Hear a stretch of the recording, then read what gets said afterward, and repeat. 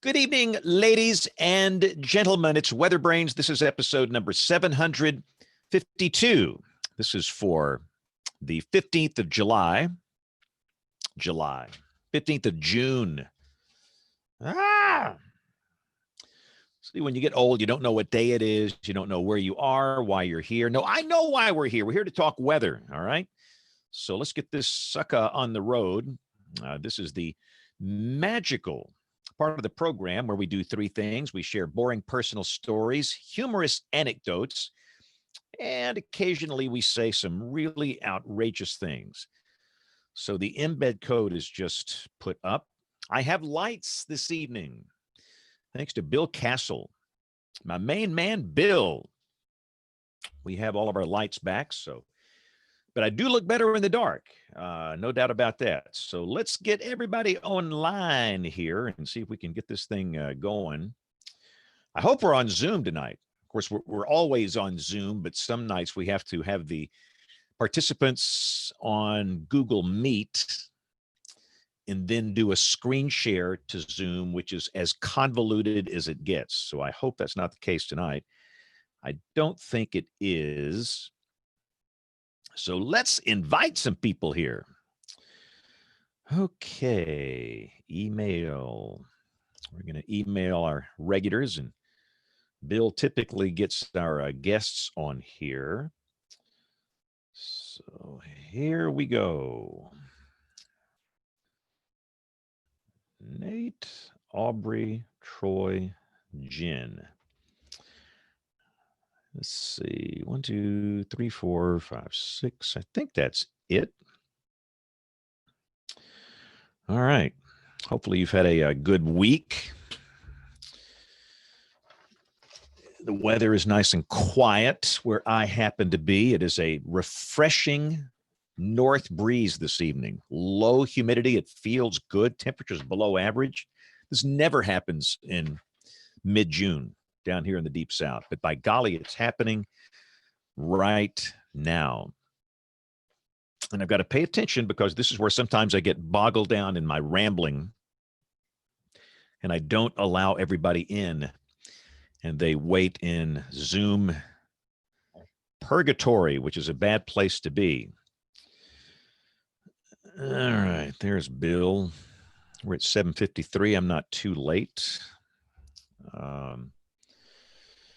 And for those that don't know, we moved the start time up to 9 o'clock Eastern, 8 o'clock Central to give us a little more time to be young, be foolish, and be happy. Bill, who did that song? I can't. You stumped me tonight, Mr. Band Leader. Uh-oh. You might be on the wrong mic. I'm afraid I got terrible internet tonight. That's what scares me. I'm on the right mic. No, I'm not. You're right. I am on the wrong mic. I'm on the right mic on Zoom, but on the wrong mic physically. Okay. I'm a tired boy. Now we can hear you. So, yeah, so Mr. Band Leader, you stumped me with that. Who was that? The TAMS. No, the TAMS. Be young, be foolish, and be happy. I had the best time talking to the Wet Willie people this week. And I just thought, how many times you introduced, Keep On Smiling? Oh, they had in your career. We played some deep album cuts in Tuscaloosa. We were a progressive AM top 40 radio station, so we lived on the edge. We played a lot of their album stuff. Songs. I bet you've never heard "Everybody's Stoned" by Wet Willie. Oh, we played that one. I almost wore my K99 shirt tonight. Do you remember K99? 99. We never talk while the records are playing. I do. That was the FM affiliate of WVOK, the Mighty 690. And they played an album every night at midnight. You could record it onto your cassettes. Probably highly illegal, but. No, I think my favorite Wet Willie song was Weekend, which actually came along, I want to say in 1979, kind of toward the end of their really big years. but their biggest hit was Keep On Smiling in the summer of 1974 or 5, one of the two, before Jen was born. I was born when I was real little. I was in diapers. I don't believe it. I do not believe that. Yep. I'm the only. 73. I was born in 73. Okay. I'll believe you. I'm not going to make you show your driver's license here. Gonna be a rough night from internet standpoint over here, James. Be ready. So we had all kind of outages today. Notice T-Mobile had issues nationally, and looked like some other carriers too. I didn't notice any issues here. My mobile stuff, it's AT&T, and the weather network we have here, it's Charter. And if there were any issues, I did not notice them on my end today. So, Julie, can you hear us okay? Yes. Good evening. Good. Hi, Good Julie. evening. Nice to meet you. Hi. Nice to meet you. So Aubrey's out, she just said. So we'll miss her. now, Julie, is that your real background, or is that a chroma key picture back there? If I had shoes on, I would walk back there to show you that it's for real. Okay. Wow. I That's mean, that's awesome. a good looking. That's a good That looking looks like set it's off there. HGTV, doesn't it? I mean, I mean, This is it's, I feel like Mobile I'm we're on talking about. room, There, my you room. you can see me in my. Okay. Oh, it's a walk-in Zoom background. That's awesome. Wow. Okay. Well, I believe you now. And there's Sheldon. Sheldon, How you doing, guys? our old friend. How are you, sir? Satellite Sheldon. Yes, so you got a haircut. That's good. I was hoping hippie Sheldon would show up. I had to go to another county to get that. Show title. And Dr. So, Gianmarco, can you hear us okay? I can. All good. Can you guys hear me? We can. Welcome. Perfect. Outstanding. Excellent. Well, I'll hear James. So we're good. So Aubrey is out. We're waiting on Troy and Nate. And we'll get this sucker going in 2 minutes. And if they're not here in 2 minutes, we'll just leave without them. They can run down the track and jump on board. We're never going that fast that you can't jump on. Yeah, no, this show does not go that fast. We're like the kiddie train at the Birmingham Zoo. That's the show title. All right. I feel like I haven't done something here. What have I not done? I guess I'll figure it out when it doesn't happen. Yeah, about 10 o'clock when you forgot to hit the record button. That will be. Yeah, that will happen one of these nights. It is yet to happen, but I guarantee you that's going to happen. But thank the Lord for YouTube. You can go in there and capture the YouTube audio. Winter storm watches in Montana. Yeah. There's my sound. Half the battle for me is just the audio routing, because I use Zoom like tomorrow, Bill, I'm speaking to the downtown Birmingham Kiwanis Club at noon, but I will not be downtown at the Kiwanis Club. I will be on this platform, and I will actually be in an attorney's office. Oh, God. He's going to give me a conference room to use because I've got a meeting down there.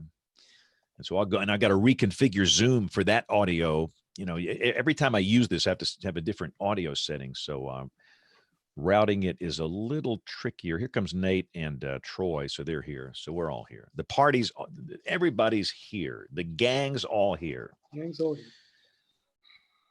Oh, yeah. So Troy was on Weather Geeks.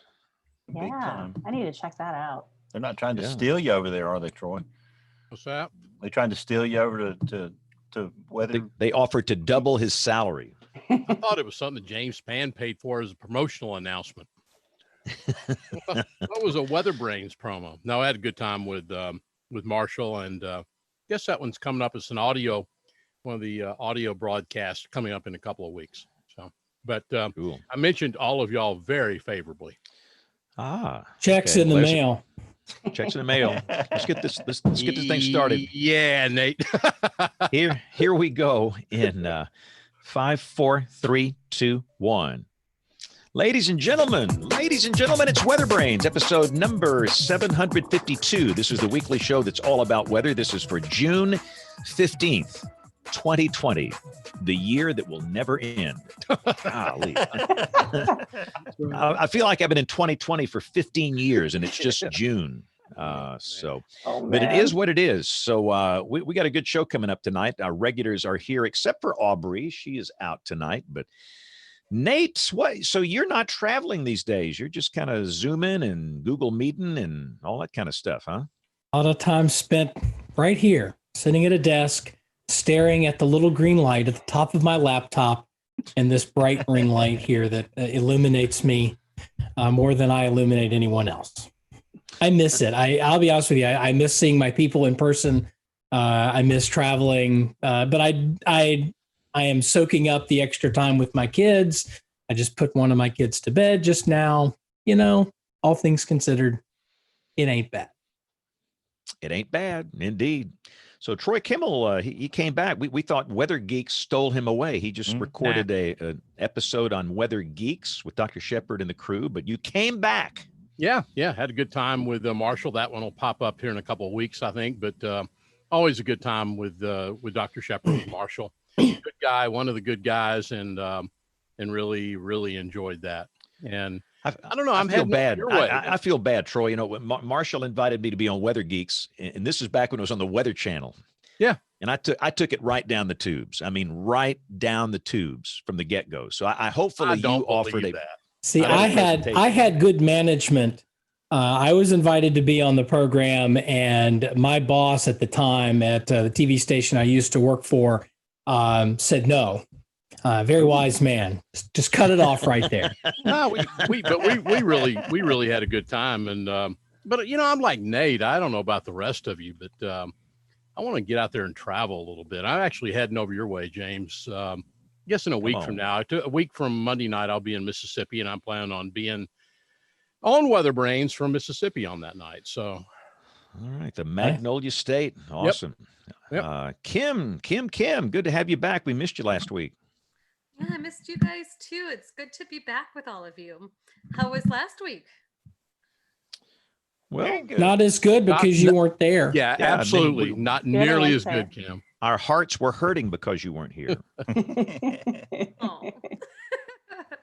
Well, watch out. Lightning is going to strike here any minute. So what happened to the tornado season in Oklahoma, Kim? You just kind of had a dud. Didn't have one. That's the end of the story. We just did not have one. Much of the country didn't have one. Did you see that map going around of the broad swath of the southern and central plains that just didn't have any tornado watches at all this season? It included a good share of what I'd seen in some of Amarillo's CWA and on up into western Kansas. And I mean, that's just incredible, unheard of. So yeah, it's been a very strange year. It just was a mild winter, and then we transitioned straight into summer, and here we are. You got to wonder, Kim, though, especially this year, 2020, the year that never will end, as James says, but you got to wonder if we're going to get payback for that somehow or another. There'll be payback. I know, it's coming. I keep feeling it's going to happen with hurricane season, right? Yeah, like we in the plains let's not sort say of that out skirted loud. it. I know. I'm so Scare our sorry. guests away. So sorry. I know. We just won't even speak of it. There's no Okay. curse. It's fine. Yeah, well, I wonder about all the the tours, the chase tours. I mean, what do you do when you don't have tornadoes? I guess maybe you wait. They did get some action up in like the Dakotas and Canada here recently. Yeah, if you've seen Matthew Capucci from the Weather Gang, Capital Weather Gang, he did a trip up through Kansas and then up into the Dakotas, and apparently was smitten with South Dakota. I think he may be moving there soon. But I think the most excitement, Nate, came from a visit to a fast food restaurant or something. Yes.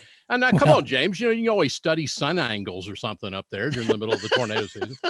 Always study sun angles or chasing subsidence. That's another option you go. can have. Show here. title. Jen, It's that have you ever sinking chased- feeling we get every time. sinking. Jen, have you ever chased subsidence before? I've never done that. No, never chased subsidence. I've chased tornadoes one time, but most of the time it's behind the microphone.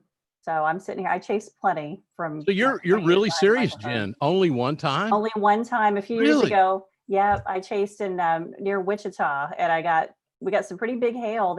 And I saw the supercell, and there was another one that was way north, and I'm like, this is amazing, because after living in Atlanta forever, we couldn't see like that in Atlanta. But you go to Kansas, I'm like, this is amazing. And I was told if there was a tornado, I owed the state dinner. So I was ready. It was going to be worth it. I figured Jen would have like this photo album of all of her chase pictures, you know, of any person, you know.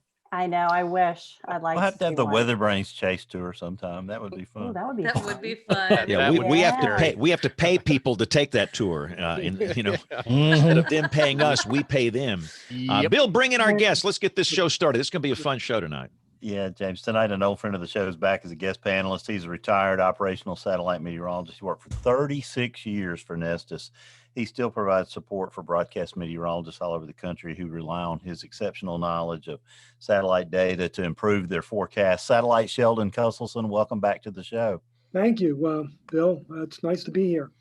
Now, I saw a picture of you looking awfully hippie-ish. I thought it was from 1972 when you graduated from Penn State or something, but it was more recent than that, wasn't it? 1975. Okay, well, I was close. But, Come on, Bill. So how'd you get that haircut? Did you talk your wife into giving it? Did Sandy give you that haircut, or did you have to travel to a foreign country? Actually, somebody mentioned a place on my local listserv, and I decided that since my county and my particular haircut place that I usually go to still wasn't open, I gave them a call and asked them for an appointment. And I went on Monday at 10 a.m., about 21 miles from my house. And they did a pretty good job. Yeah, I would say they did. So now, Nate, does the fact that Sheldon uses a listserv make him cooler than us or nerdier than us? I'm not sure which it is. Yes. I mean, these things are not mutually exclusive. Yes. I heartily endorse this product and or service. My development has about 1,000 homes, and you can be on the listserv, and there's some very interesting information that kind of comes across, and and there's also some strange things that people put on the listserv, but it's very helpful. And anything they recommend, I put in my recommend folder. And if I need a plumber or something like that, I go to my recommendations, and there they are with what people have recommended for particular services too. Well, it's awesome to see you tonight. I know you're going to be disappointed Daphne's not with us. Oh, because yeah. you and Daphne go way back, but she's tied up but she's responsible for tonight's show. So I know you'll have lots of questions for our guest, Sheldon. So get ready, okay? But tonight's first guest, WeatherBrain, has her background in psychology and sociology. She's the president and chief executive officer for Smart Home America. Julie Shial Woodard, welcome to the show from her designer's home in Mobile. Julie, how are you tonight? I am well. Thank you very much for having me tonight. Julie, that's a beautiful name. Your name, is that French, the she-you part? It is, and actually I'm going to correct your pronunciation of Okay, it. good. So, I'm glad I actually used the internet to try to do it, and I missed the opportunity when we talked on Friday to ask you that. It was one of my questions, and we didn't. So it is. It's actually, if you just split it in half, so if you just split the SHI, so it's shy, long I, you. So it's shy, you Woodard. Well, I should check that, or I should have asked my wife. But you're close. I mean, she, you works. Well, no, Exactly. well, I've been saying for 6 weeks I was going to be able to, not pronounce your name. So Kim, He's counting on Daphne to be here to do all his hard work for him. Well, I have 4 pages of hanging dry. questions, Nate. Thank you. So the hard work got done. it got done after Friday. So when I found out Daphne wasn't going to be able to be on the show, Like I said, there's a lot of truth to what Nate said there. Hey, Nate. But Julie, tell us about your background a little bit. Well, Chailloux is French. It is not the original spelling. The original spelling is on one headstone in Rotten Bayou Cemetery in the Kill in Mississippi. So that's in the area of Pasquerstein. Most people know the Kill because that's where Brett Favre was born and raised. Mhm. So it's that area of coastal Mississippi. I born and raised on the Gulf Coast my whole life. My first hurricane was Frederick. I was very young. And of course, like everybody does that is not in the know about hurricanes, we all went outside in the eye to look around and see what was going on and to watch an apartment complex down the way burn. And so that's my first memory of a hurricane. Of course, I've been through all of them since 1980.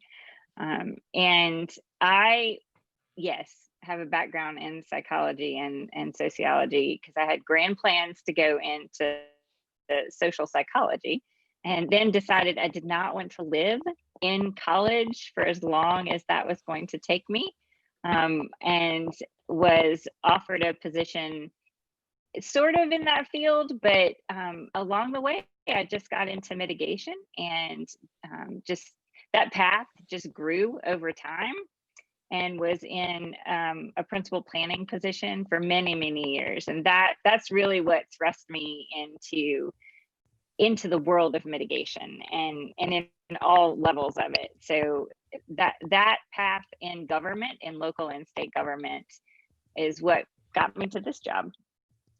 We're excited you're here tonight with us to talk about all the fun topics that we're going to be talking about. So thank you for being here. And we want to talk some more about Pasquerstein and the Mississippi coast and your hurricane background and all that. So let's don't forget to get to that.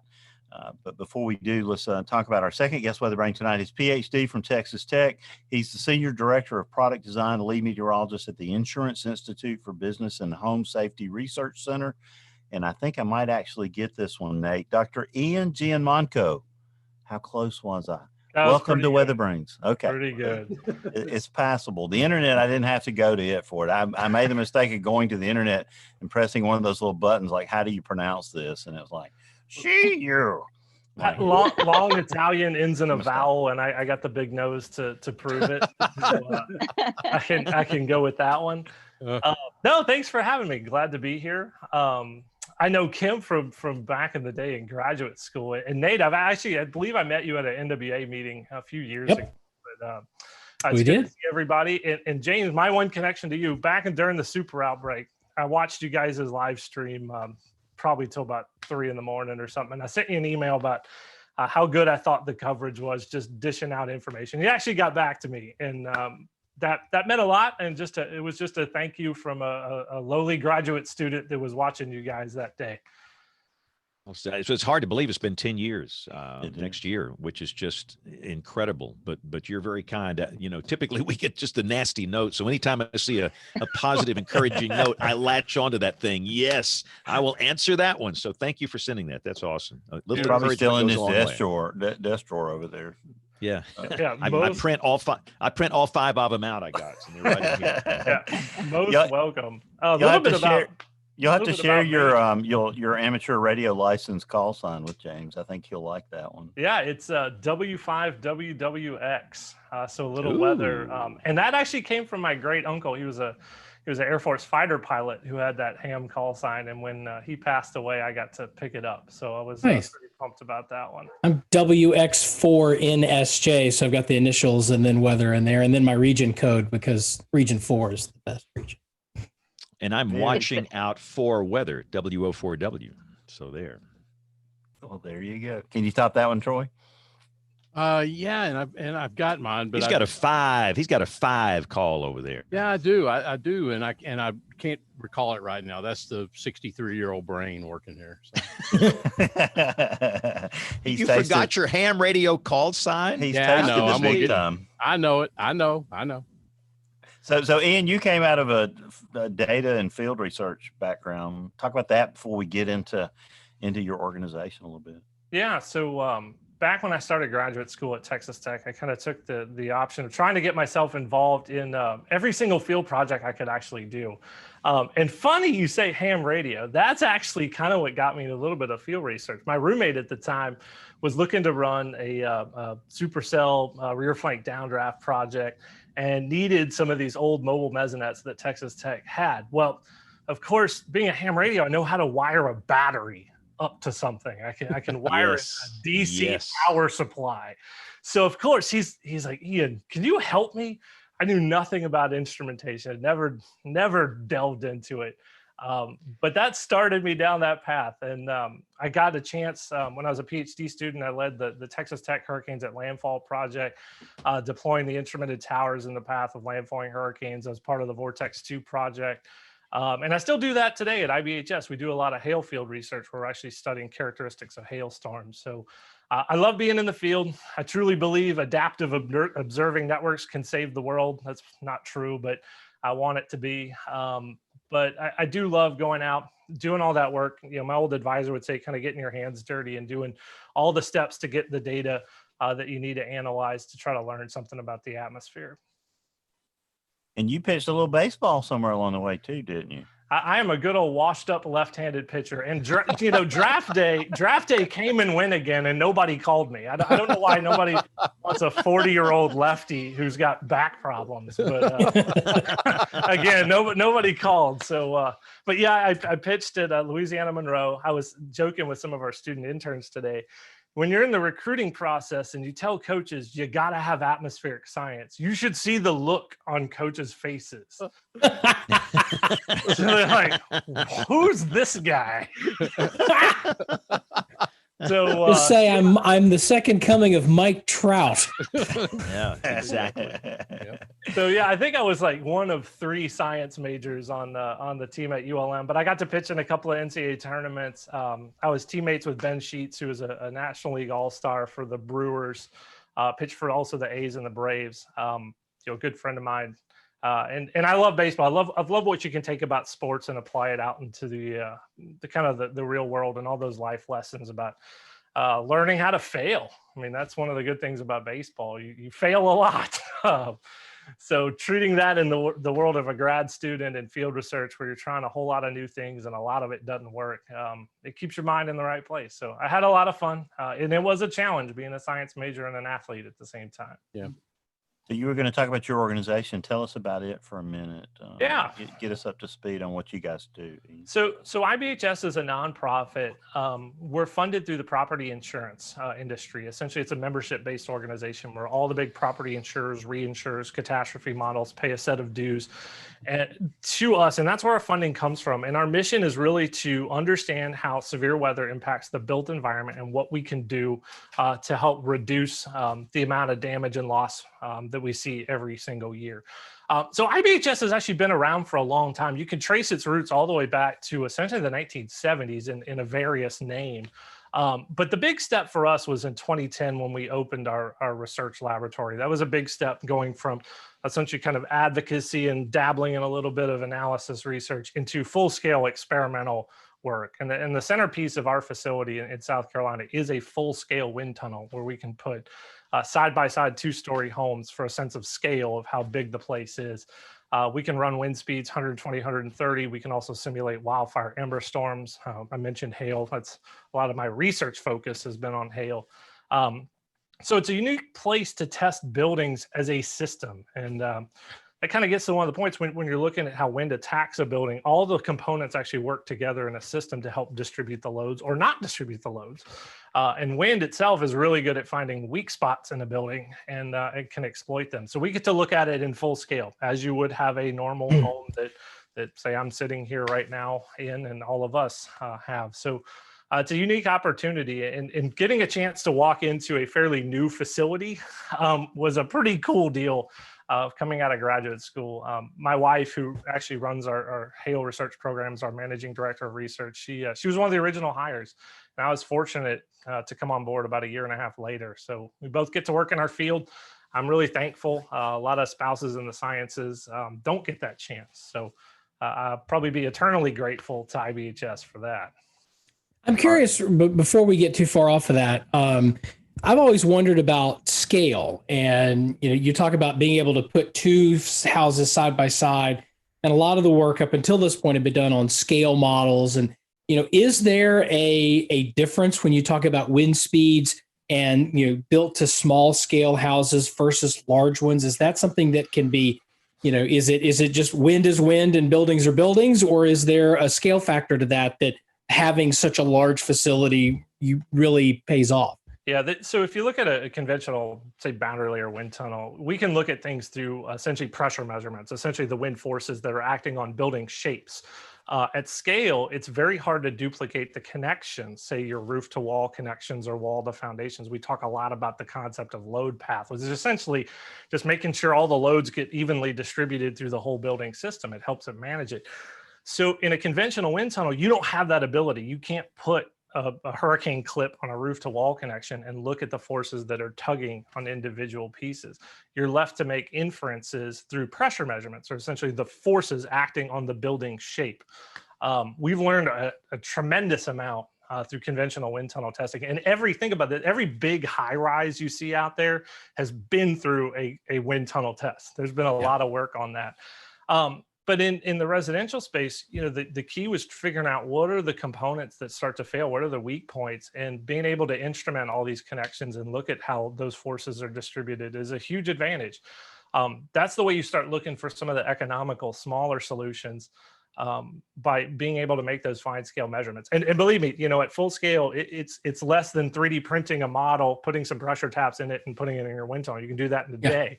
We're building a full structure and then moving it with big house moving equipment into a wind tunnel. So it's pretty manpower heavy, but we believe that it's a great way to look at system performance and really see how wind can attack some of the weak points.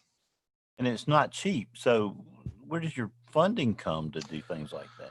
Yeah, so the whole budget is through essentially the dues. The way a company would be a member of IBHS, you have some mathematical formula about how much premium you have, and it's just like the same model as the Insurance Institute for Highway Safety that does car crash tests. So they're a membership-based organization. They represent essentially the auto insurance industry, and there's all sorts of partners out there too. And it's the same deal for us. And that's actually the model that the insurance industry took when they built the research center, was making sure we looked at it from that perspective. So that's where the funding itself comes from. However, I will say we've had a lot of wildfire work, because it's a unique facility, come through traditional routes, which is the National Science Foundation, the U.S. Forest Service. So we still have some of those streams that come and go. But our typical annual operating budget is through our membership dues.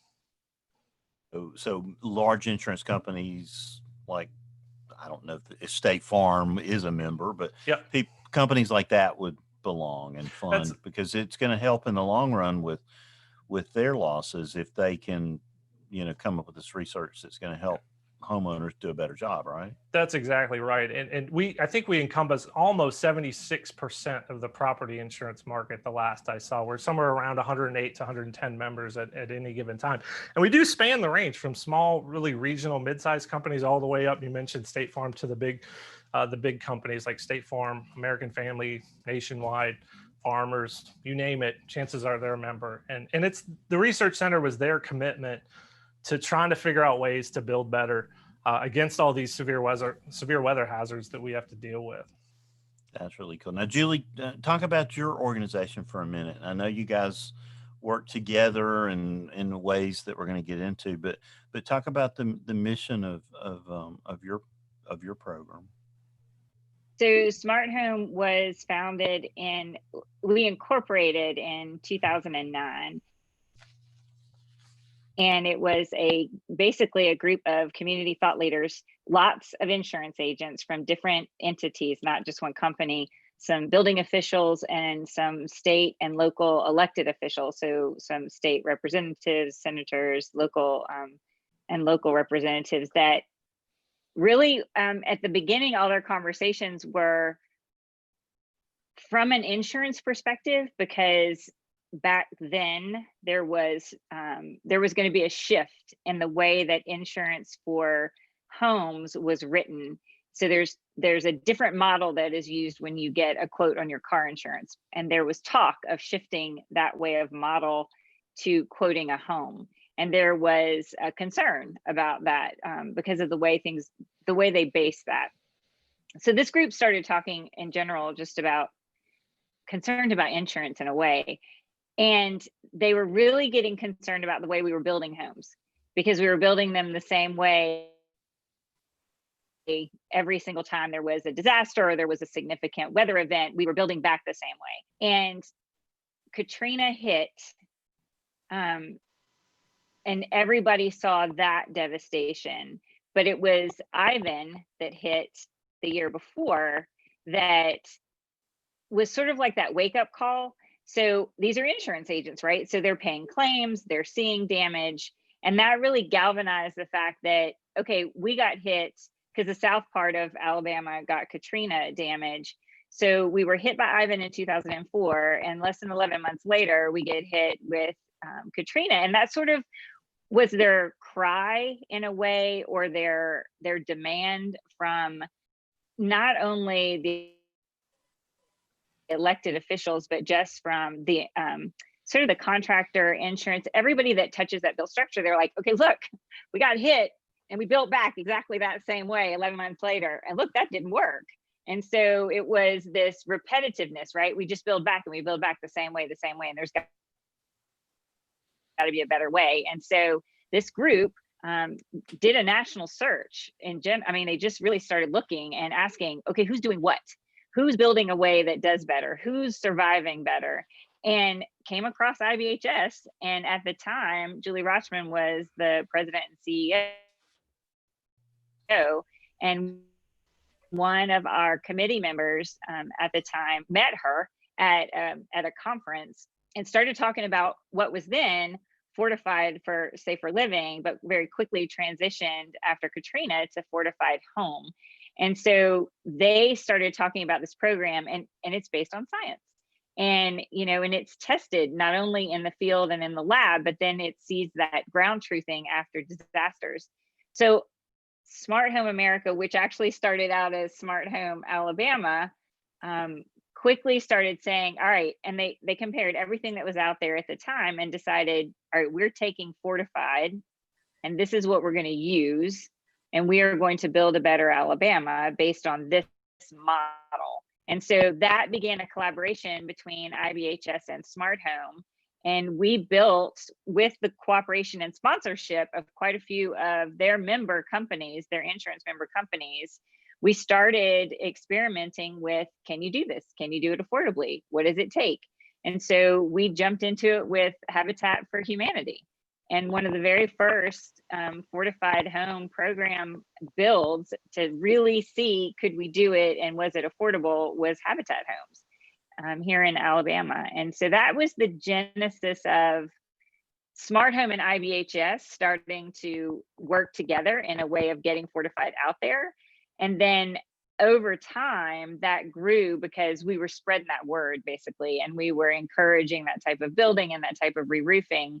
And so then our funding started coming in from the same member companies, because what we were doing was taking the science, because that is the awesomeness of IBHS, is the creation and the testing and the proving of very life-changing science. And so we take that science and we get it integrated into that local level. So we are more in that grassroots and grass tops. And I say grass tops because that's sort of the state level. And so we're educating on why is Fortified important? What is Fortified? What does it mean to you? How does it affect you? And then we get it integrated into that community level so that it's just happening and nobody really knows it's happening, but it's just happening. So you're building this resilient community slowly but surely with every re-roof and every new build. So that's, and our funding, most of our funding, almost 80% of our funding comes from the same companies that are members of IBHS. And then the rest of our funding comes through, we have a couple of federal grants. We work under a Department of Energy grant and an EPA grant And so we've got projects going on with federal money and some state as well.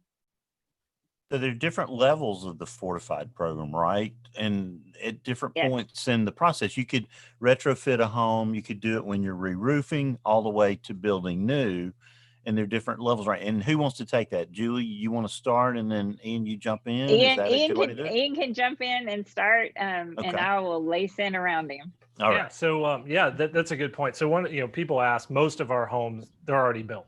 So what can we do? So retrofits are key, and our fortified roof level really tackles the roof system, and that's where a lot of damage starts, especially in residential homes. It starts with the roof.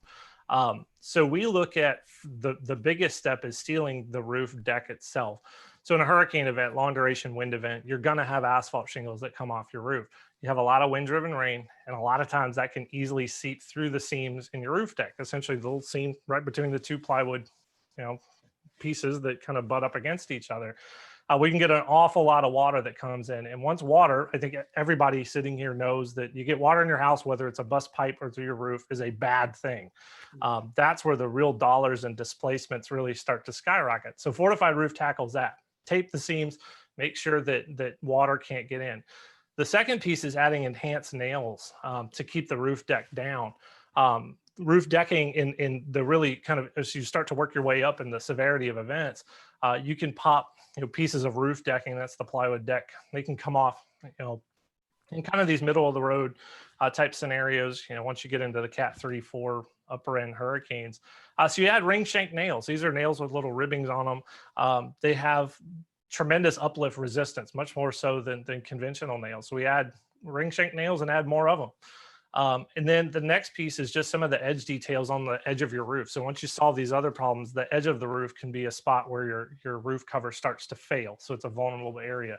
So we take care of those things. And it's the best thing to do if you're replacing your roof. If you need new shingles, great time to do it. The tape itself, you're in the $500 to $800 range.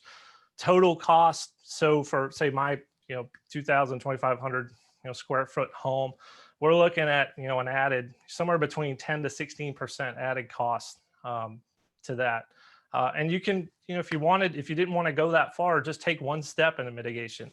Now, if you're looking at new build, you can go all the way, say, to the gold level. There's silver in the middle, but gold level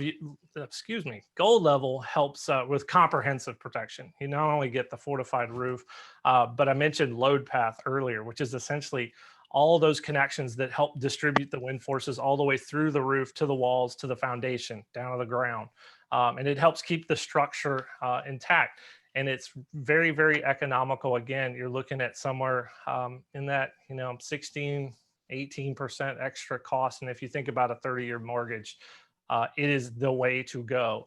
And Julie didn't mention, a lot of things have now been codified down in Mobile and Baldwin counties. So new builds essentially are at that gold level, and re-roofs, you're getting to roof.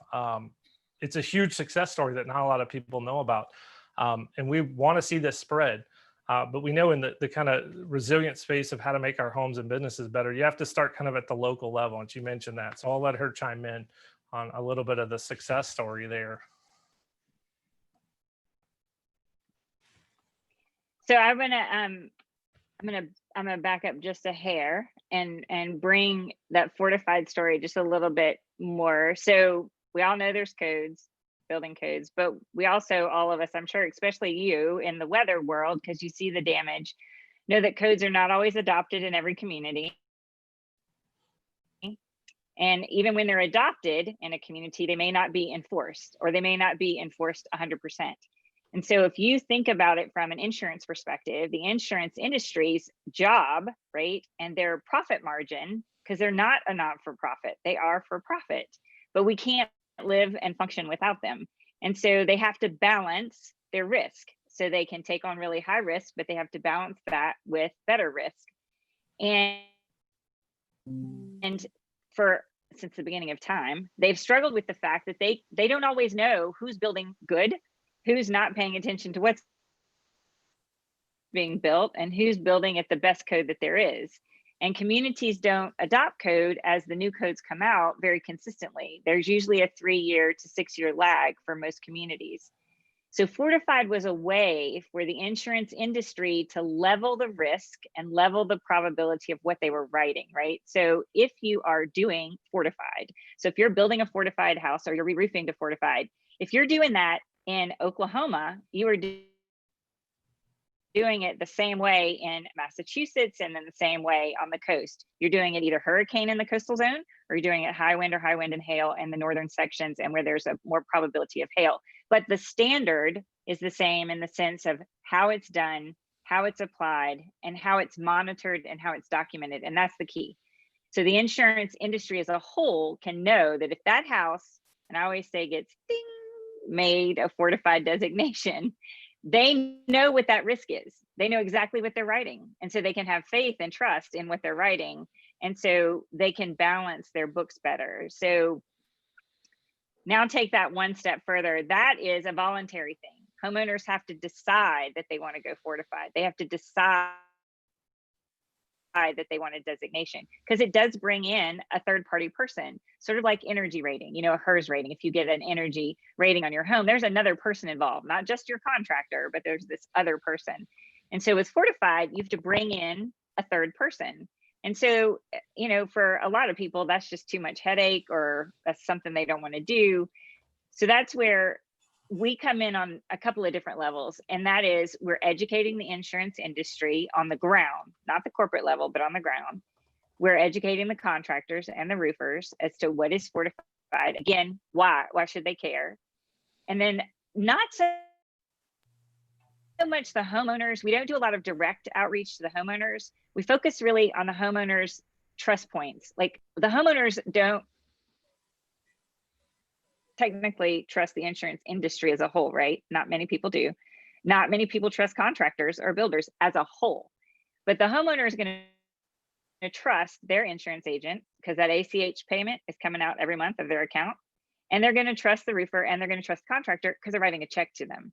So we focus on who the homeowner writes checks to and who they trust, to be that conduit of, hey, look, you're going to get this new roof. I really think you need to consider this Fortified roof, and this is why. And it just makes sense. We went one step further.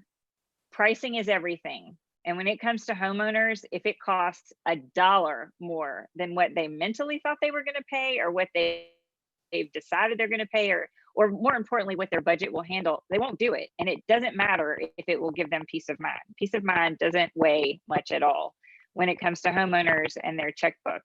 And so we had to find a way of leveling that pricing. So if you're getting anything done on your home and you're in a jurisdiction that has code, if you're getting anything done that's above that code, contractors can charge a premium because it's something special. It's not something that they have to do. It's something they're choosing to do. And they're either doing that because they're marketing themselves, or they're doing that because you have that income level and you're requesting that. So what we did, the code officials in 26 municipalities sat down at the table, and this was a while ago, and they took the Fortified standard, and at the time they took the 2009 building code, and they matched them up, and they pulled the stuff out of the code that was redundant and matched Fortified, and Smart Home America created a supplement. And it's called the Coastal Construction Supplement. And we have an inland construction supplement for high wind zones.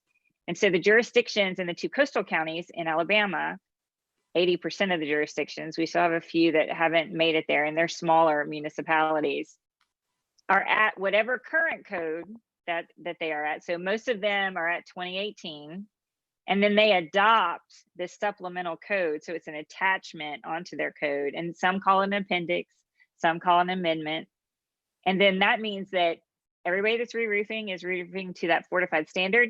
They're not designated. That's still a voluntary step that the homeowner has to decide, or they're building new to that standard. So the success there is, and I was a principal planner for 11 years. So in my mind, it's a quiet victory, right? I know that every time there's a designated home, there's 3 to 5 homes that have gotten a new roof. They may not have been designated, but they're still at that level So I know that that home is going to perform, and I know that the risk reduction there is significant.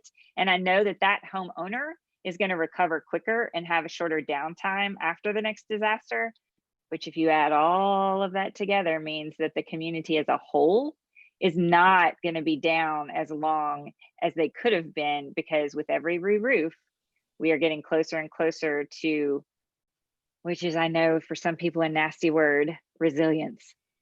So with every new re-roof, with every new build, at least in our 2 coastal counties, we're getting stronger. The building stock is getting stronger, because codes are only for new construction.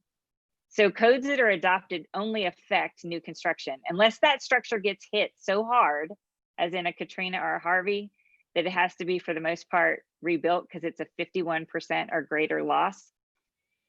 Codes don't affect existing builds. Fortified is the only thing that gets that existing build to a stronger place that they can take a significant weather event. But there are other things beyond the roof that are involved in Fortified? What other things are in the checklist? Yeah, so if you go to gold or silver, you get we're looking at, you've got opening protection, so wind rated garage doors, shutter systems or impact rated windows. Also, you can get what I mentioned, the load path, essentially the connections that tie the roof to the wall to the foundation. Those are things you can't see. There's various ways you can actually do that. But yeah, essentially each level builds on itself, and roof just happens to be the best from a retrofit perspective, because when you're re-roofing, that gives you a chance. When you're looking at new builds, when you got everything, you're working from the studs up or ground up, you can do a lot of those things cost effectively. But yeah, each level essentially builds upon itself. We even have protection. There's enhanced protection for chimneys, those kinds of openings. And it's just taking things above the code to give you that added protection. And that's, we've seen such a huge success story in Alabama. And we just want to see this grow, not only in coastal zones. There's 30 plus years, probably even more, of wind engineering that goes into this. That's not only been tested at our facility, but in the academic research community as well. The things we learn in hurricane world, we can apply them in the middle of the country, looking at tornado wind damage. There are wind characteristic differences, but we do know that these type of steps will actually make a difference. And we'd love to see that happen. James, it's nice to see Alabama on the top of something besides just football. Yes, finally. They absolutely lead the way in this one. Well, there you go. We got that going for us. We're good in a lot of things, but we'll take that one all day long. Kim, I know you got some questions. I do. I want to start with one. You're focusing a little bit in everything you've at least mentioned so far on the individual homeowner and things that they can do to shore up their own home.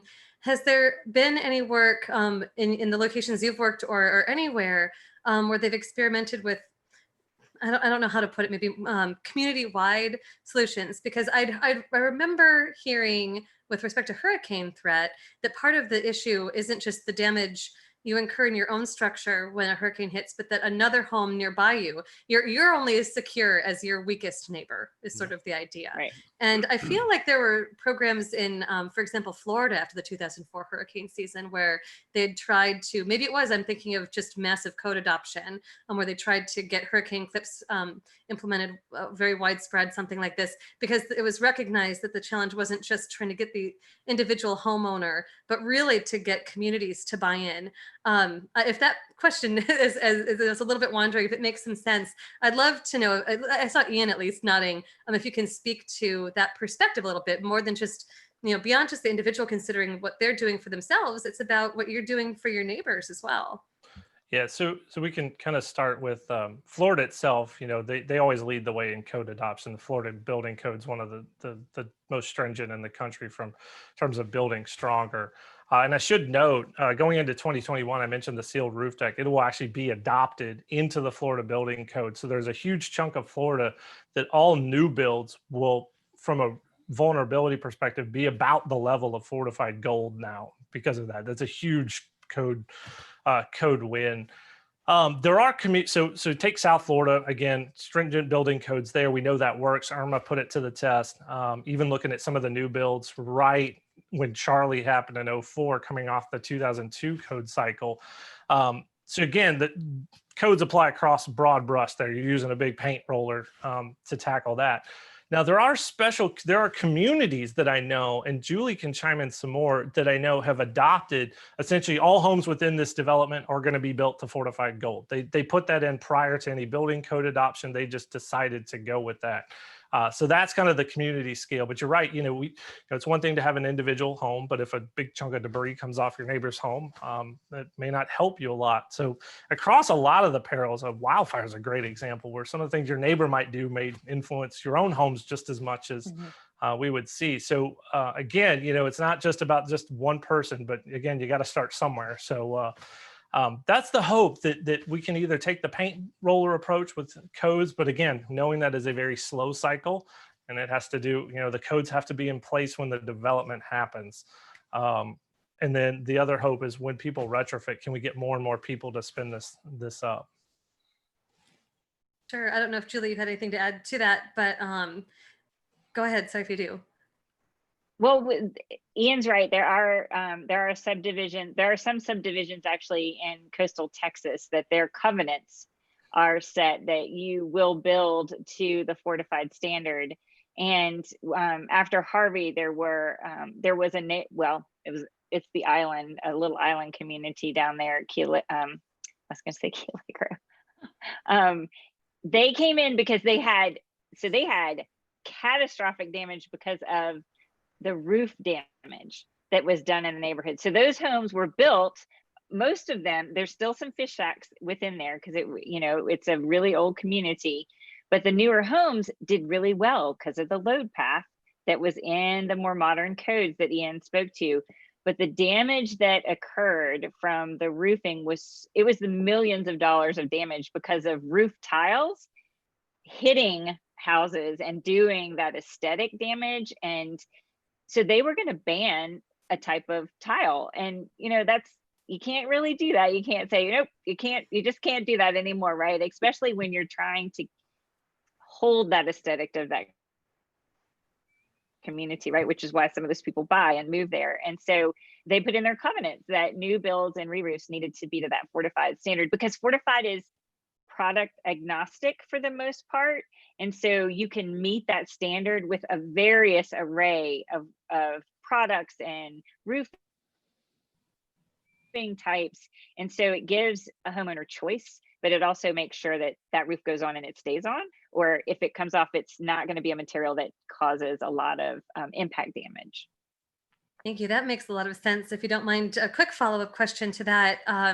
It seems to me that the perspective, we're taking that community perspective on this. One of the stakeholders that would have a lot of interest in seeing things this way and making sure that a large collection of homes are covered this way are insurers and reinsurers, because if you have an event like a hurricane that hits a whole lot of the sort of smallholder claims, they could be in real trouble if they have a large share of their business that's affected at one time. Has there been, one of the things you talked about was reducing cost for consumers through the adoption of code and making these things a little bit more standard. Do insurance companies play any role in trying to create incentives on their side? Since obviously this definitely would be should be to their financial benefit. If they don't, can you tell us a little bit of why not? I'll jump into that one. So there are, especially in the last 2 years, there have been more companies that have stepped up and are incentivizing their customers to, so Alabama, again, so our job, let me just say, because we are everything we talk about tonight is going to be a lot of Alabama.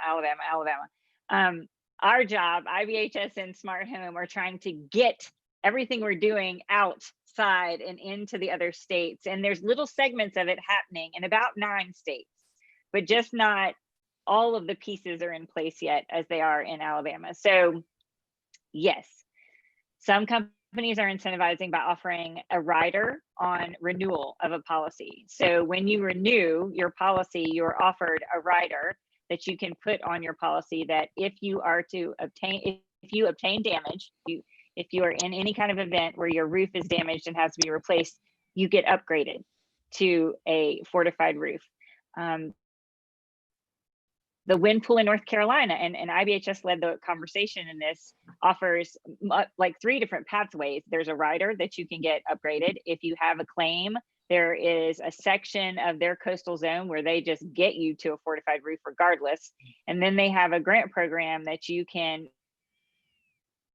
they'll pay for the evaluation to get you to that fortified. So the number of fortified is growing in North Carolina because of what the wind pool is doing, and they are proactively doing that. And the wind pool is made up of many, many different carriers. So it's not just one insurance company. In Alabama, we have, it's legislatively put in place that you do get an incentive. So if you get a designation at the roof or silver or gold level, you get a different percentage off of your wind premium, just your wind. So that would not be your homeowners, which is your burglary and regular fire and things like that. So it's just that wind portion. And that is a big incentivizer for homeowners because they can see that return on investment when they go to that fortified. Louisiana has credits, South Carolina has credits. There's mitigation credits in Florida that don't name fortified, but it's a sum of the parts. So if you add up all the different parts of fortified, then you can get a decent incentivized way of getting a homeowner to get the pieces and parts of fortified, but you just don't, it's not a whole package in Florida. It's complicated. So there are a lot of states that have carrots. I will say they're baby carrots. It's not a full, it's not the whole carrot. You don't get your whole vitamin C on that one. So but we're getting them there slowly but surely. And yes, insurance companies understand that homeowners are just not going to do this voluntarily. They have to have some encouragement to do that. And so there are many ways now that the insurance industry is looking at that. And there's grant programs. The insurance industry helped the state of Alabama set up a mitigation grant program, and it's a no match grant. And so it gives a homeowner an opportunity to take that grant money, get a fortified roof. And that has gone very well, so much so that there's a gigantic waiting list. South Carolina has a mitigation program that you can utilize that money. Doesn't require you to get to fortified. Alabama, you don't get the money unless you get to fortified.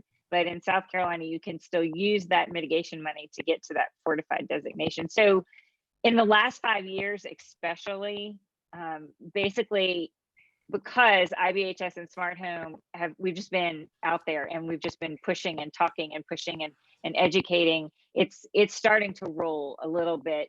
It's not going as fast as we would like it to. We would really like for most people to just wake up and decide, you know what, I'm just going to get a stronger roof because it makes sense. But, it just doesn't work that easily. They have to. It sounds very cynical, but I've been doing this for 6 years now. Homeowners have to be paid to do this. They either have to get a significant savings on their insurance, they either have to get a grant, or they have to be able to pay just a little bit and know that when they have to replace that roof, they're gonna get it fortified.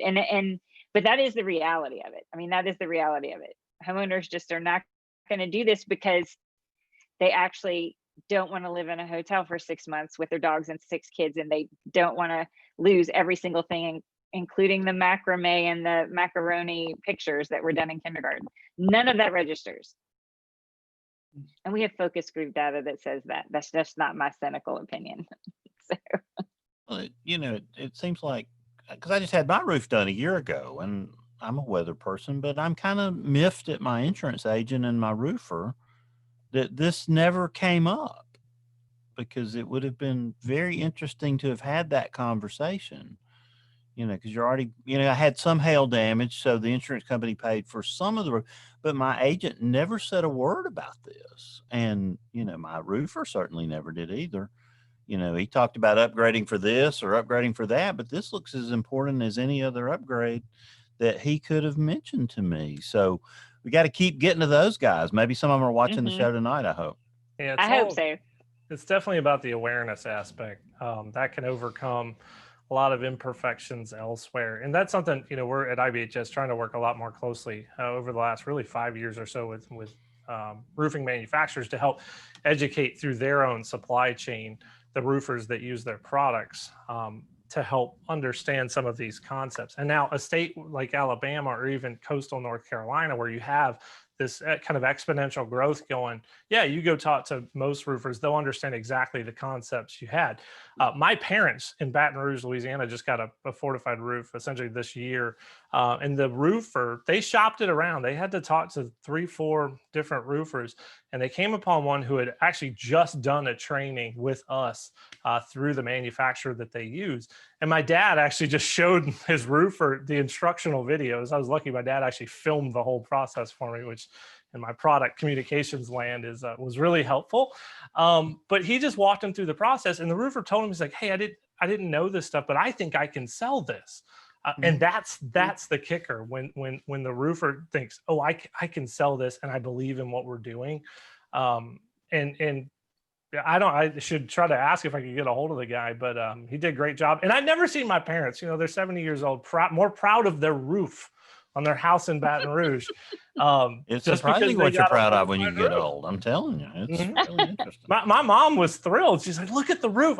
My wife and I, we went home so they could see their granddaughter. And my mom's like, come look at the roof. I was like, Mom, the real important parts are underneath the shingles. I can't see that. But yeah, what do I know? And Kimberly, that is a way that we enter conversations with insurance agents on the ground, because we say, and I use Katrina, what is the next career that you've chosen if you lose your book of business to a Harvey or a Katrina? Like, what's your plan? Because if you don't have a balanced book, and if you're not building a resilient book, so you're not getting them to that next level so that house can take a hit and come back quicker, what are you gonna do? And we open conversations with groups of insurance agents a lot by saying, if you have a Harvey, a Katrina, can your book survive that?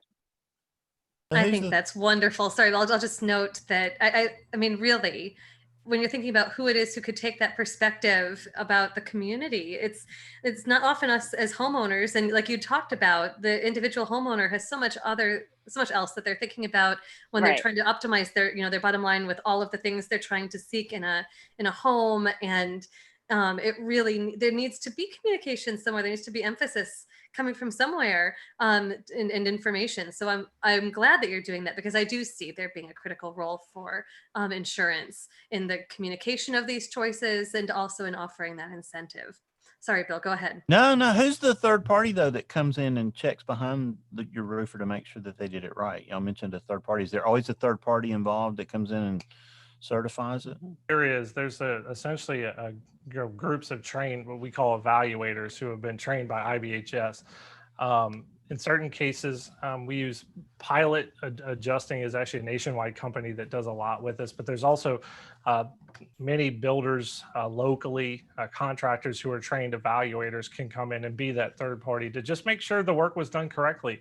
And there's a step-by-step process that they have to follow to ensure the work was done well and met our standards. And that's the big part of the Fortified program. Julie touched on it. It's really the quality assurance component. Fred Malik, who directs that program at IBHS, always kind of jokes, you get what you inspect, not what you expect. So, we know that in the code world, that we see a lot of things, especially after tornado damage surveys, where things weren't done to code, nobody caught it. And we know even in that world, you got to inspection. And we take that same approach. It's the quality assurance that makes the program really, really sing. It's a consumer protection. I mean, Fortified in my mind is a consumer protection, because it is that one thing that the homeowner knows that it's going to be done right. Well, that's the fear and dread, Julie's what you mentioned, is having to go live in a hotel for 4, 5, 6 months. Oh my gosh. I can't even with imagine. Everything. And I'm in the hotel everything business. That's wet, right? Everything that's wet. Like, I mean, If you can just keep that roof on, it makes a huge difference in your life. Yeah, what in our right after Hurricane Michael, we did a big post-event survey, and I was looking through some of the images from the survey, and there's countless pictures of people who home have no structural damage but had a lot of roof issues, and all their stuff is in plastic Rubbermaid containers sitting in their driveway. In a few instances, there's Penske trucks sitting there.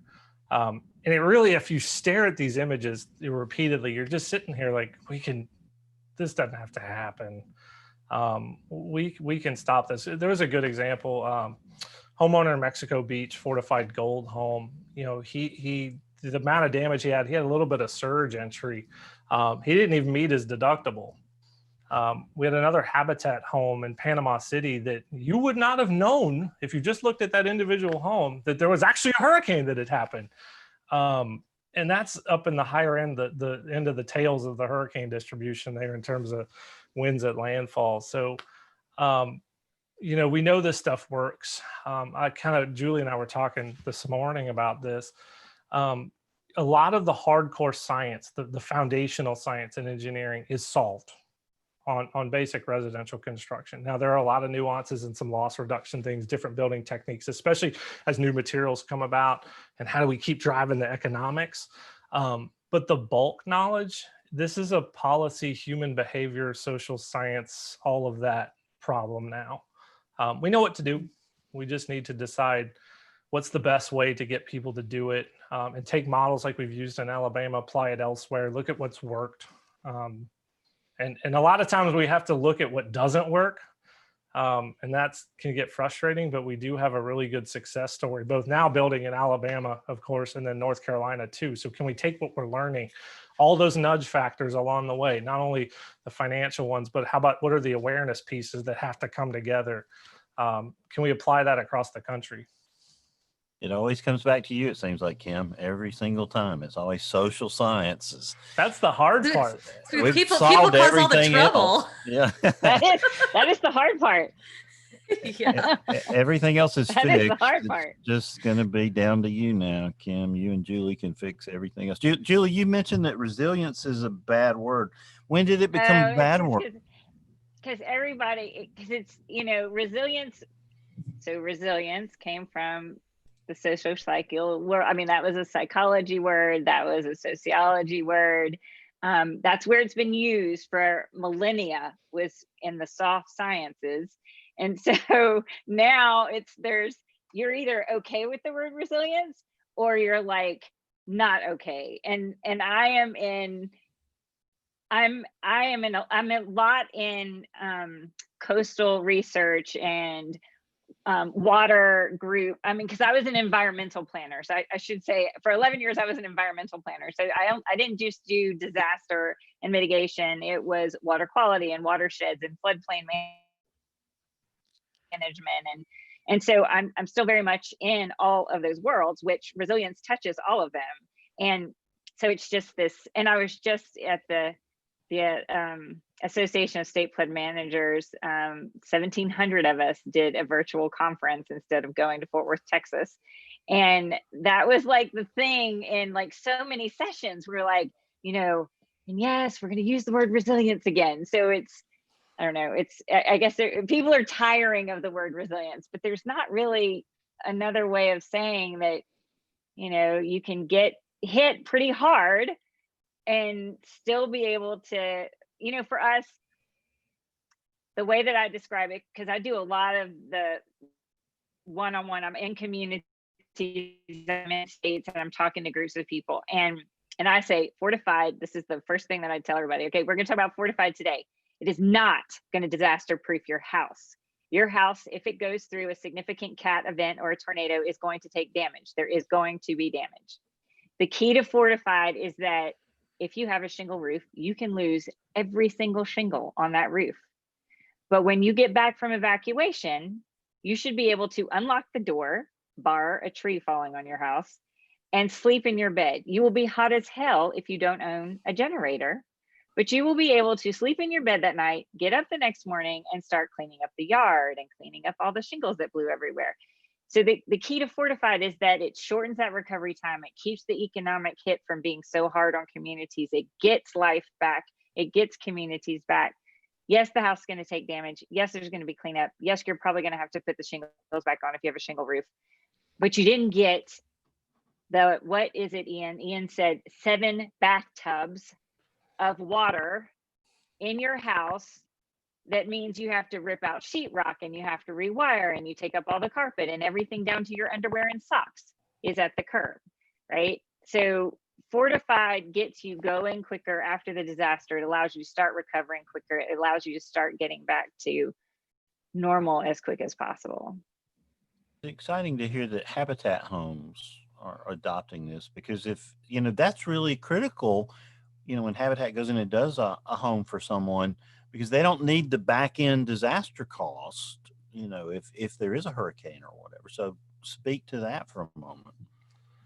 Yeah, that was one of the prouder moments after Michael, was to see the Habitat home. And in the program they have, it's called Habitat Strong, and it's essentially takes house plans that are designed to the Fortified Gold standard. Habitat, for a long time, Habitat homes always historically have performed well in natural disasters. So here's why. So when we're building them, all of us, when we're doing those builds, love to drive in nails. And we put more nails than actually a contractor might, who's looking to do this fast and get on to the next job. Well, the Habitat program, though, took this a step further and went ahead with the Habitat Strong program. And I tell you what, the aerial shot of the one home from Michael in Panama City, just it makes me feel good about a lot of the work that we've done, and a lot that the wind engineering community and science community put in for decades. And the thing I still run into, even back home, people, you tell them you could get this type of home, and they immediately jump to like some oddball design, like a geodesic dome or something, or something that looks like it's from a sci-fi movie. With it, no, these look just like normal houses. We can do this. It's not, you're not going to get something that looks like it's from Star Trek. Believe me. Now, if you want that, not that there's anything wrong with that. Well, true. So if you really like that, if you want to go the geodesic dome route, it's a very good shape for wind resistance. But what I love the Habitat one, because often, some of the first things we see on the news, like in Michael, was the big, huge, multi-million-dollar sand palace home. That's not all of us sitting here. That's not what we're, that's why I love the Habitat story. That looks like my parents' house. And it did fantastic in a pretty high-end hurricane, and that makes me feel good. But so it doesn't have to look like Brad Pitt built it, or anything like that. No. And the Habitats from the Louisiana line all the way to the Florida line and Mississippi and Alabama all build gold, and they all have re-roofing programs. And we actually have, there's hundreds of Habitat affiliates across the United States that are doing Fortified, because Fortified's affordable at every price point. I mean, that's another great thing about Fortified, is that it's affordable at every price point. I have a question. In an area like myself that doesn't get the strange hurricanes, the strong winds, the tornadoes, I don't think I've had a piece of roofing come off my house. How do you convince somebody that's not near the coast to maybe do this, or are you looking for the meteorologist to give you some statistics for particular areas or counties in the United States where it's more likely for you to have a more resilient home, to put all these things on your home that may need it, because the meteorological conditions are more there's more of a probability of that happening in your particular area. Yeah, so that's a good question. It's why we kind of switch between perils. We've been talking a lot about hurricanes. Central part of the country, we really deal with high wind and hail. So we're looking pretty much, folks east of the Rocky Mountains have to deal with the hail problem. And there's where fortified roof for high wind and hail is really the good economical solution. And for hail, that just means a good or excellent performing roof shingle that's impact rated. And what I mean by impact rated, that's Underwriters Lab does a test that gets you a classification. Well, IBHS, we took that a step further with some much more realistic impact testing that actually showed distinguishing between that class can help you. So again, though, this type of stuff is regionally driven. It's driven by the areas that experience given severe weather hazards, mostly windstorms, whether that's synoptic tornadoes, severe convective storms, hurricanes, and the hail component. And we deal with the hail component in the middle part of the country. So, take Dallas, Fort Worth, people, you're putting pool noodles on cars now. So everybody's most definitely fed up with hail now. I have friends, and Kim probably knows this in Norman. People are on like 3 or 4 roofs in 6 years or so from big hail events. That's got to not be fun to deal with. And the goal of this is to get better performing roof covers to stop the headaches, the hassle factor that come with big hailstorms. We just saw a huge one in Calgary a couple days ago that's going to be probably get awful close to $1 billion in damage. And that's partly is can we test better? And IBHS, a component of the research we do, is actually trying to bring kind of updated new science to a lot of these material testing standards. But outside the coastal regions, we're much more focused on the hail and just normal kind of thunderstorm synoptic wind scenarios. But it is peril driven, and the awareness too is also, if you don't face a regular hazard like this, you're not gonna think about it as readily. Like there was somebody in my neighborhood that had lightning strike their chimney, and how do you figure that? And he was out of his house for about 4 to 6 months because of the damage from that. And a very isolated event. I'm not really sure what he could have done to, prevent that type of thing. Yeah, there is some sliver of the severe storm damage that is lightning caused. A lot of what you can do, there's a lot of home surge protection that'll just try to keep your home appliances and electronics from getting zapped. But there are full, wired grounding lightning protection systems, and they're several $1,000s if somebody wanted to. Lightning, again, a very, very random peril. It's not the big piece of the severe convective storm pie. And as we look at that kind of damage, hail's the big one. It's any given year is about 60 to 80% of the damage caused by thunderstorms is roof replacements, essentially from hail. Yeah, there's some siding and windows and things, but those are kind of the tail extreme events. A lot of people, I used to joke, and it's kind of shows my age. You got, hail's the Rodney Dangerfield of perils. It doesn't get any respect. But I think that's slowly changing. I feel like my colleagues in researchers, we're starting to hop over to the dark side of hail a little bit. But it's a huge piece, and you don't think of it because a hail event, it's kind of a death by 1,000 paper cuts, where any one event, unless you're talking like a big metro like a San Antonio or something, it's only it's X amount of dollars, and but you get to the end of a season and you look back and you're like, oh my goodness, this is now $10+ billion of damage, and you're just kind of left with, where did that come from? And this year in general, we think of it as a pretty down year in severe weather as a whole, especially on the tornado end. But there's been some pretty big hail events this year, and this will be probably year number 13 where we're easily over the $10 billion mark in hail damage. Wow. So I have a hail question. Well, since Yay! we're talking about it. So a couple of weeks ago, I live in Ohio. We had hail went right over our neighborhood. And it was the biggest hail I've ever seen. Of course, as a weather geek, I'm excited and out there filming it, and I was running around trying to see how big it was, and got up to golf ball size. Now I'm getting the letters in the mail. Hey, we're out checking your roof. So Yes. I probably should get it checked out just to see who do I talk to and what questions do I ask? Okay, that's a really good one. So the first thing to do, if you've had a hail event, especially that size, talk to your agent. Sometimes your insurance agent, you may have preferred contractor networks through your insurer. They will know where to start. And if you're wanting to talk to a roofer, find someone in your local community that's reputable. Do your homework. Yes. You always worry about what the engineering and building world called storm chasers, not like Kim and I know storm chasers and Nate and everybody on here. This is a big business, unfortunately, and people kind of canvass the country doing this work. So look for local community folks. And you want to make sure, they're licensed, bonded. You get lots of pictures, but talk to your agent first, especially if your insurer has a preferred contractor network. Hail damage sometimes, depending on the severity, can go a little bit. So you're not under a huge amount of time crunch unless you've got an active water leak. But you want to make sure you shop it around and just try to avoid being taken advantage of. So I should note, we had a hail event here in Rock Hill. This was, Tanny and I were in the process of moving. It was like our 3rd or 4th year at IBHS. We had a roofer knock on our door like within 12 hours of it happening. So we just taped our business. Now, we went up on our roof and looked around. We were fine. It was, inch and a half, but it was, less than 10-year-old roof.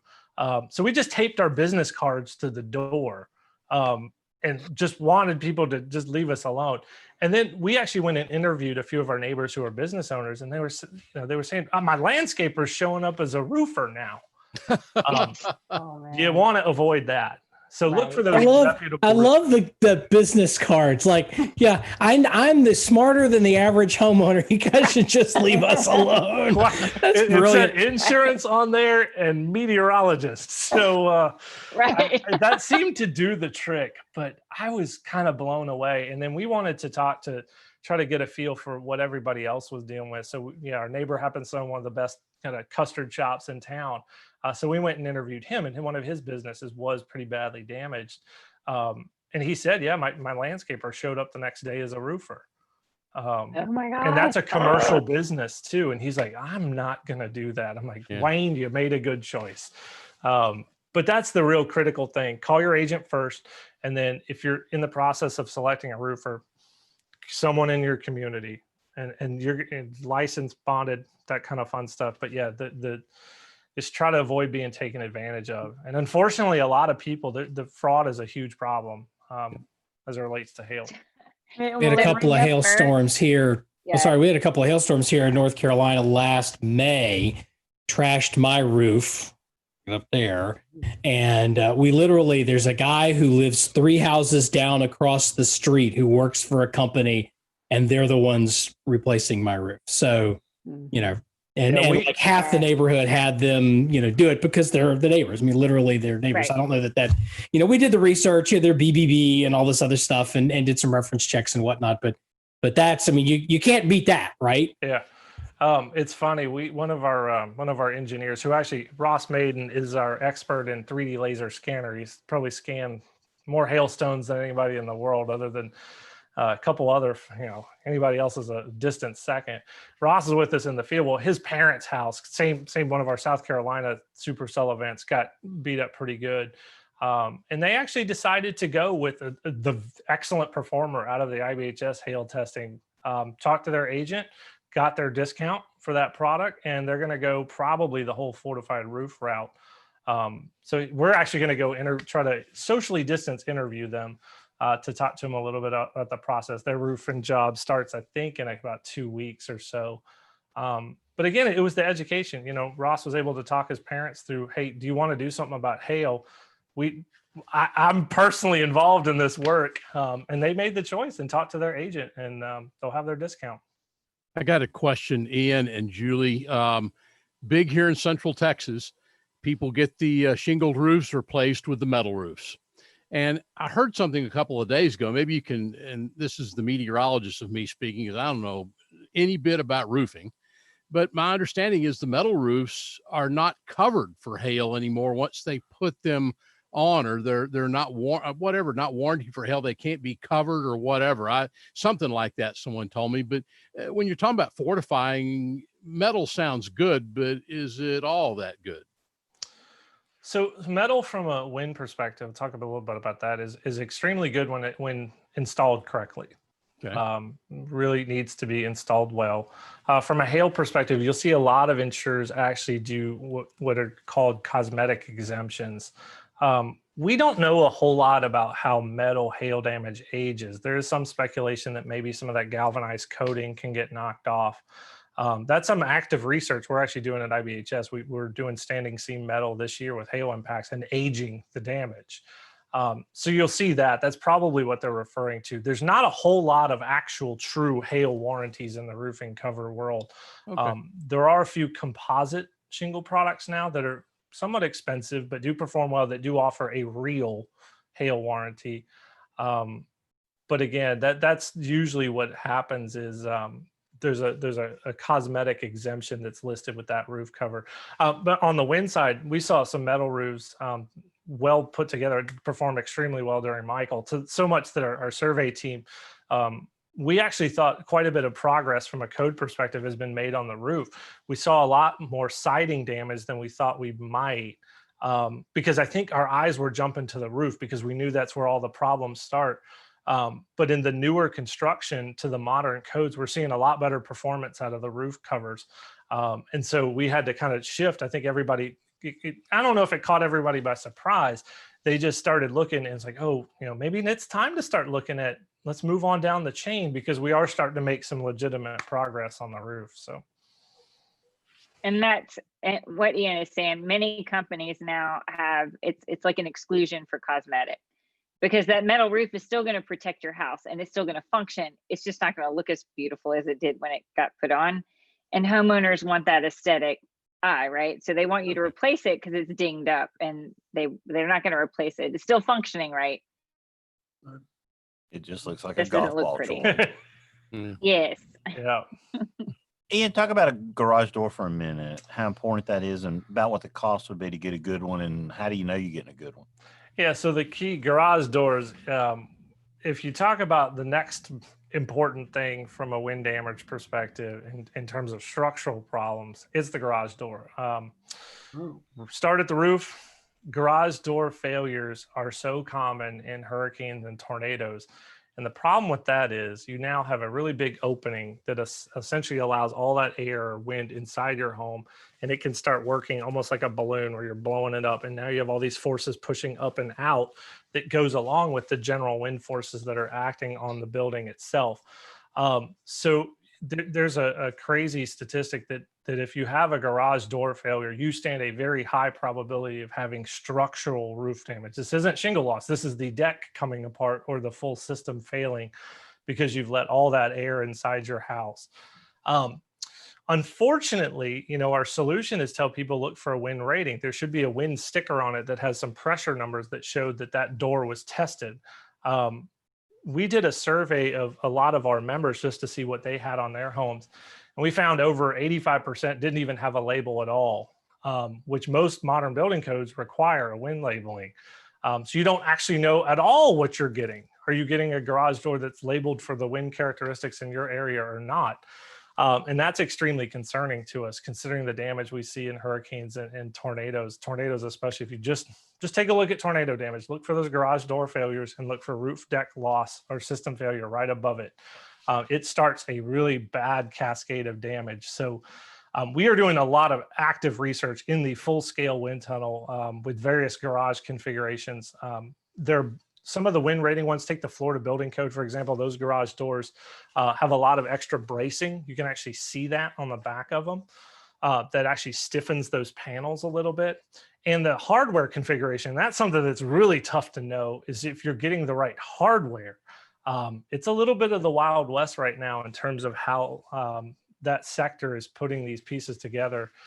So we're working, we're going to see some changes in code that's going to require more stringent labeling practices, kind of like doors and windows, where they're clearly visible, easily traceable. So the hope is to start there, that take a look to see on your garage door, do you have a sticker that's got some PSF numbers? That's your wind rating. If you don't, chances are that may not actually be to code. So it is concerning, and it's a big opening. That's something that now that I actually start looking for this in tornado, if you go back to the Nashville tornado this year, there's like a row of houses in one neighborhood, garage door failure, roof deck loss, garage door failure, roof deck loss, just right in a row. and we got to, everybody in the wind engineering community will tell you, we got to keep the building envelope intact. You can't let the wind inside your house. You got to do your best to keep it out. And that's an awful big opening if it fails. Well, Ian, no one else will be surprised on this panel. Julie and Ian and Sheldon, you may be. But I don't think people realize that that garage is as weak as it is. And I'll tell you that a couple of years ago, I had this one out here replaced, and the guys showed up. They were going from the railings completely through and reinstalling everything.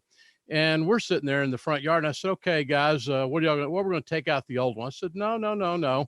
Before we do that, by myself, without anything else, I want to see if I can take this door out. I took this door out in the garage within 4 or 5 minutes just by kicking it and causing it to fail inward. I'm a big boy, but at the same time, I was able to get that garage door down and off the railing within 3 or 4 minutes. What And I don't think category are you, people Troy? realize that. You're not surprised by that, are you, Bill? Are you a category 2 or a 3, Troy? Or I are you a was 4? probably 3.5. Show But I don't title. think, Ian and Julie, I don't think people realize that. Even from having some ties to law enforcement, I don't think people realize that's the place where they can get in your house if they got 5 minutes. They come through that garage door by knocking it down. Yeah, and something we've seen through testing, we're kind of laughing about, visual of just sitting there kicking a garage door, but no, wind, just even we saw minor deflections that essentially let enough air in to pressurize that garage space.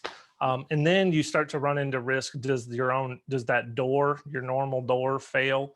How strong is the roof system above where that garage is? Because remember, you got the air flowing over the roof that's causing an uplift, but you also have air now inside that's pushing up in the same direction. And that's what actually causes those. It's a catastrophic failure. And how well, Ian, that roof is tied to the walls around the garage. If it's sitting there by weight and simple nails, that as people like Tim Marshall will show us and other engineers, that roof is gone. So yeah, that's exactly right. And one thing that the Fortified gold standard with that load path gets you, if you did have a garage door, even if you had a wind rated one that failed, you're going to have enough to hang on and keep that structure intact. But again, if you're not even, if tornado events, I go through this anger phase after these big events where you see, somebody forget to put a nut on bolts. Like you started right with the nut, and you didn't put the nut on the bolt, or the cut nail problem. Tim Marshall's really highlighted that. So some of this is awareness, and we've run a huge campaign with a bunch of our trade groups this year, trying to do more on social just to raise the awareness. I even tested some of our animations and video materials on my neighbors, just to see and that was the same reaction. It was like, I didn't know this was that big a problem. And we think, especially in the lower end tornado worlds, if we can tackle some of the garage door problem, we have a good chance to really take a bite out of the damage. And it's just going to be an awareness. And we're going to try to work with some of the major box stores to try to get folks to essentially stop selling doors that don't have a label, that don't have their wind labeling on them. Because we, at a minimum, want the right door for the right place for the right wind conditions. So it's a daunting task, but we think we can make a dent, and we really do think we could take a bite out of some of that tornado and thunderstorm wind damage. And Ian, what would that be in Birmingham, Alabama? What would that wind rating be? Just asking for a friend. That's the unfortunate part. Like you have to, it's all in code. So there's a pressure rating, and this is the tricky part when you get to codes. And from a communications perspective, it's really hard because you want to tell people, look for this. Chances are, if you call somebody, you may get 52 different answers. So the hope is you find somebody who's familiar with the code for your area and can go get it from a distributor, knowing that it's got that nice sticker on it that it's been tested. What we found, locally here in the Carolinas, that away from the coast, it's really hard to get the reinforced wind rated doors. We actually had to go drive and pick some up just, 3 hours down the road because nobody wanted to send them to Charlotte. I don't know why, but then we started surveying even all our employees participated in this survey. So our communications director, Connie Breedlove, she has a wind rated door. She lives in Huntersville. Tanya and I here at our house, we don't, which I can actually see daylight around the frame. So we're going to replace that at some point. Our CEO, Roy Wright's going to replace his this year. And then a couple other people actually did have wind rated doors. So it's this random distribution that there's no rhyme or reason. And maybe that's kind of tied to what we see in the code enforcement, that sometimes you get it, sometimes people just ignore it. And that's unfortunate. So at a minimum, we got to start with getting the right doors, the right labeling, in the right spots. But it sounds like we need to be in the garage door business. It might be time to get out of Maybe this so. out of this hotel Maybe business. so. Yes, maybe so.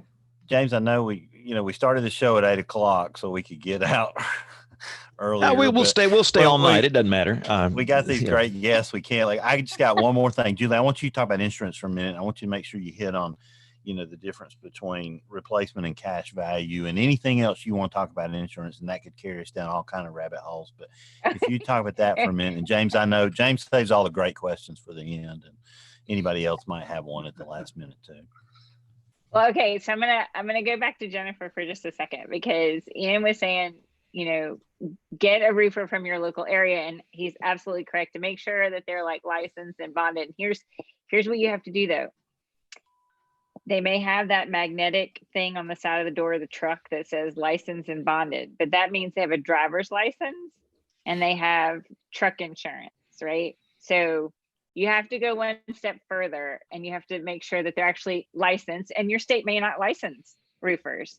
Alabama just passed legislation a year ago, because if the roof is the key, and if it is your first line of defense, and the roofing industry has significant issues because landscapers can become a roofer the very next day with a bucket of nails and a hammer and a ladder, and they are a roofer. And so you really have to be diligent when you're looking for a roofer. And so if there's license, then find if they have a license, and they will have that. And the Home Building Association in your state will know if they are licensed, because there's a license bureau usually as a partner or an attachment. So, but I'm going to make sure that myself or Graham Green at Smart Home, we will send Bill our fraud checklist, and you go down the fraud checklist, and it's questions like check for this, ask this, verify this. So we'll send you the fraud checklist. And then we've got don't goof when you re-roof, which is also just a way of, if you're going to get a new roof, like these are the steps you get. And you can use IBHS's roofing checklist to hand to any roofer. And if they are worth the salt, then they can follow that checklist and they can get you to a fortified roof. So there's ways for you to get there, even though you would be in a new market. I saw it pop up on my computer already. Graham's already one step ahead of the game. Good. So that was awesome. So Thank I'll share you, that. guys. I'll share that as my Ian said second pick of the week. insured, that's my thing. It's like insured and bonded doesn't mean really insured and bonded, right? I'm like, they may not be licensed. Their insurance is car insurance. Okay, so insurance. That's another great thing about Fortified. So in a lot of markets, families who, all right, I'm going to say a big broad statement. Disturbingly many Americans are underinsured or not insured at all. And that's in every single state. So there are many, many American families that own a home that are underinsured to the point that if they had a significant event, they would not recover. A lot of families have actual cash value, which means that at the moment the disaster hits and at that loss, that home, from the moment that it was insured, everything about that home, the roof, all the contents, the personal possessions, the belongings, everything has been depreciating. So that means that if you built and bought that house in 1995 and you get hit by a hurricane or a named wind event that triggers that deductible or that severe wind event, you're going to get paid the cost or the value of your house at that depreciation mark. So we're just going to talk about a couch and a TV. When you buy a brand new super smart TV, it depreciates by greater than half in 12 months. So you will not get a check to buy that same TV in 12 months. Your roof is depreciating. So actual cash value does not leave a lot of homeowners whole when they have to rebuild or they have to build, if it's a 51 or greater percent of building. Replacement means they're going to replace it no matter what. You have signed up for replacement. They're replacing the house. They're replacing everything in your house. You have to have that in your policy. Your policy has to say you have a replacement policy. It has to say that your belongings are covered, but then it means you're going to get replaced. So every book that you have, you're going to get it back. All your underwear is going to get replaced. Your roof's going to get replaced. The carpets are going to get replaced. And it didn't depreciate. It's going to get replaced because you're going to go out and buy it and you're going to get your receipts and you're going to turn your receipts in and everything's going to be okay. Not a lot of people understand that. And that is like the replacement, that RCV and that ACV, that is like huge. That's a huge decision because we are all financially strapped in our world. A lot of people will go the actual cash value because it's a more affordable insurance policy. But then they get that significant hit and they don't have the money to recover. And if you have an actual cash value and you're in a coastal zone or a hurricane zone and you've got that wind deductible and it's a percentage wind deductible, there are some families that don't get a check at all because they don't have the replacement cost. So they've depreciated and their deductible is so great that they're not going to get a check at all. And those are homeowners that just don't recover. And deductibles, people don't understand that a deductible is not an amount that you're going to pay and then get your money. It's the amount that you're not going to get at all. So you have to have that money in the bank. So if your house is $250,000 and your deductible is $25,000, then you better be able to build that house back at current market rebuild values at $225,000. And you need that $25,000 in the bank because the contractor's not going to finish because you're not going to be able to meet that financial responsibility. So insurance is complicated and it is confusing, and nobody, actually, this is always a lovely test. How many of you, all of you, have, when your renewal policy came in the mail this past year, how many of you sat down and actually went through every deck page of your insurance homeowner's policy? Look at the time, James fan. we got to go. My wife.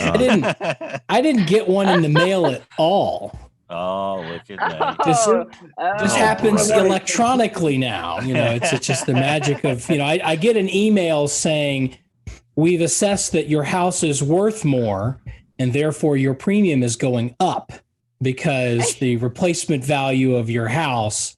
That's the other thing that you might explain while we're on this subject is the whole notion of depreciation, recapture and all of that. Because, when we did the roof, I filed the claim, they approved it, but I only got part of my money.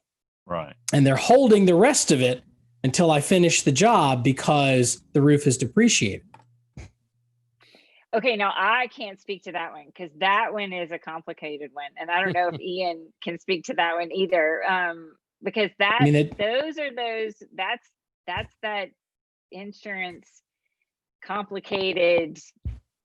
Yeah, I don't know that I can answer that one for you. The way I understand it, and this is the second roof I've had to replace due to wind in the 15 years I've owned houses in the United States.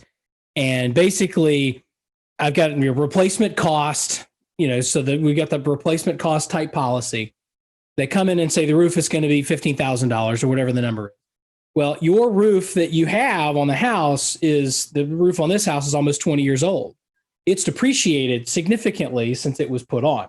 And so the insurance company says, when you file the claim, we're going to approve the claim for the full amount, but we're only going to pay you the actual cash value of the roof as it is today until you show us that you have done the replacement work. Once you document through the construction company that the roof is actually replaced, then we will pay you the difference between that initial cash and the full actual value of the roof. So I've gotten a check initially from, that one. yeah. I can answer that one. part of that is that a lot of homeowners will get that roof replacement check and they'll patch.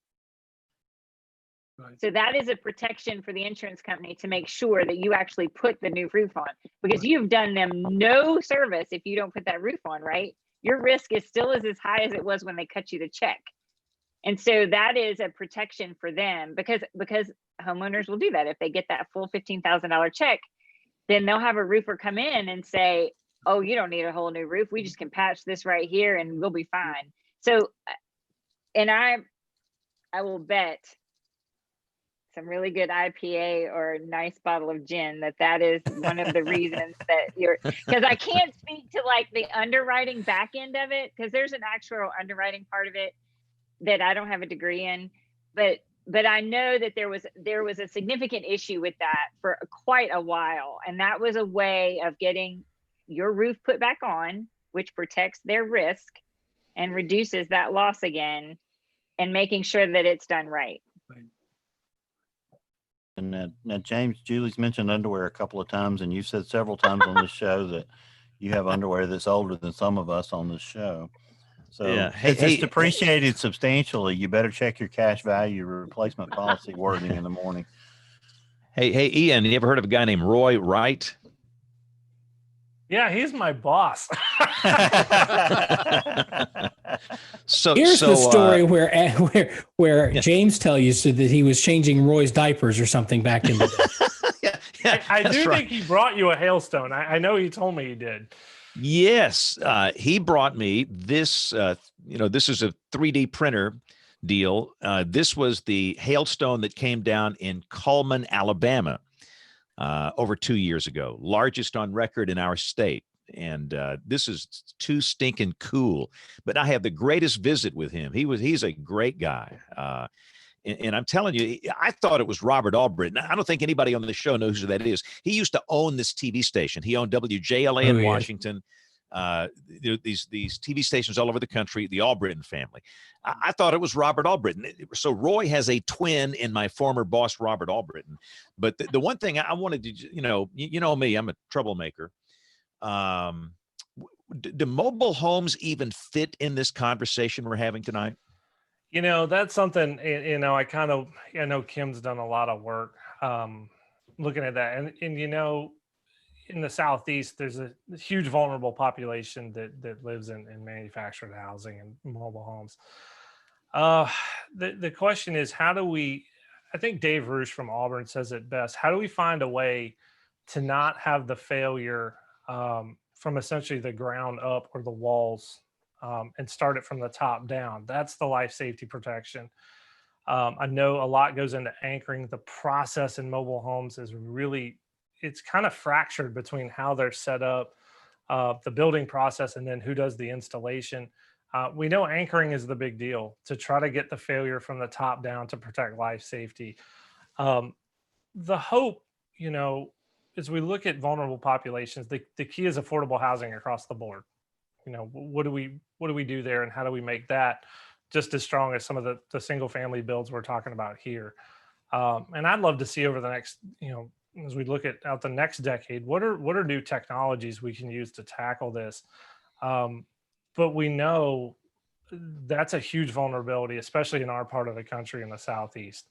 And it is frightening to think about some people who have to deal with these kind of events. I just can't, trying to put myself into that scenario with a tornado event, or you're under a warning. What do you do? We're still struggling to even find the right true guidance.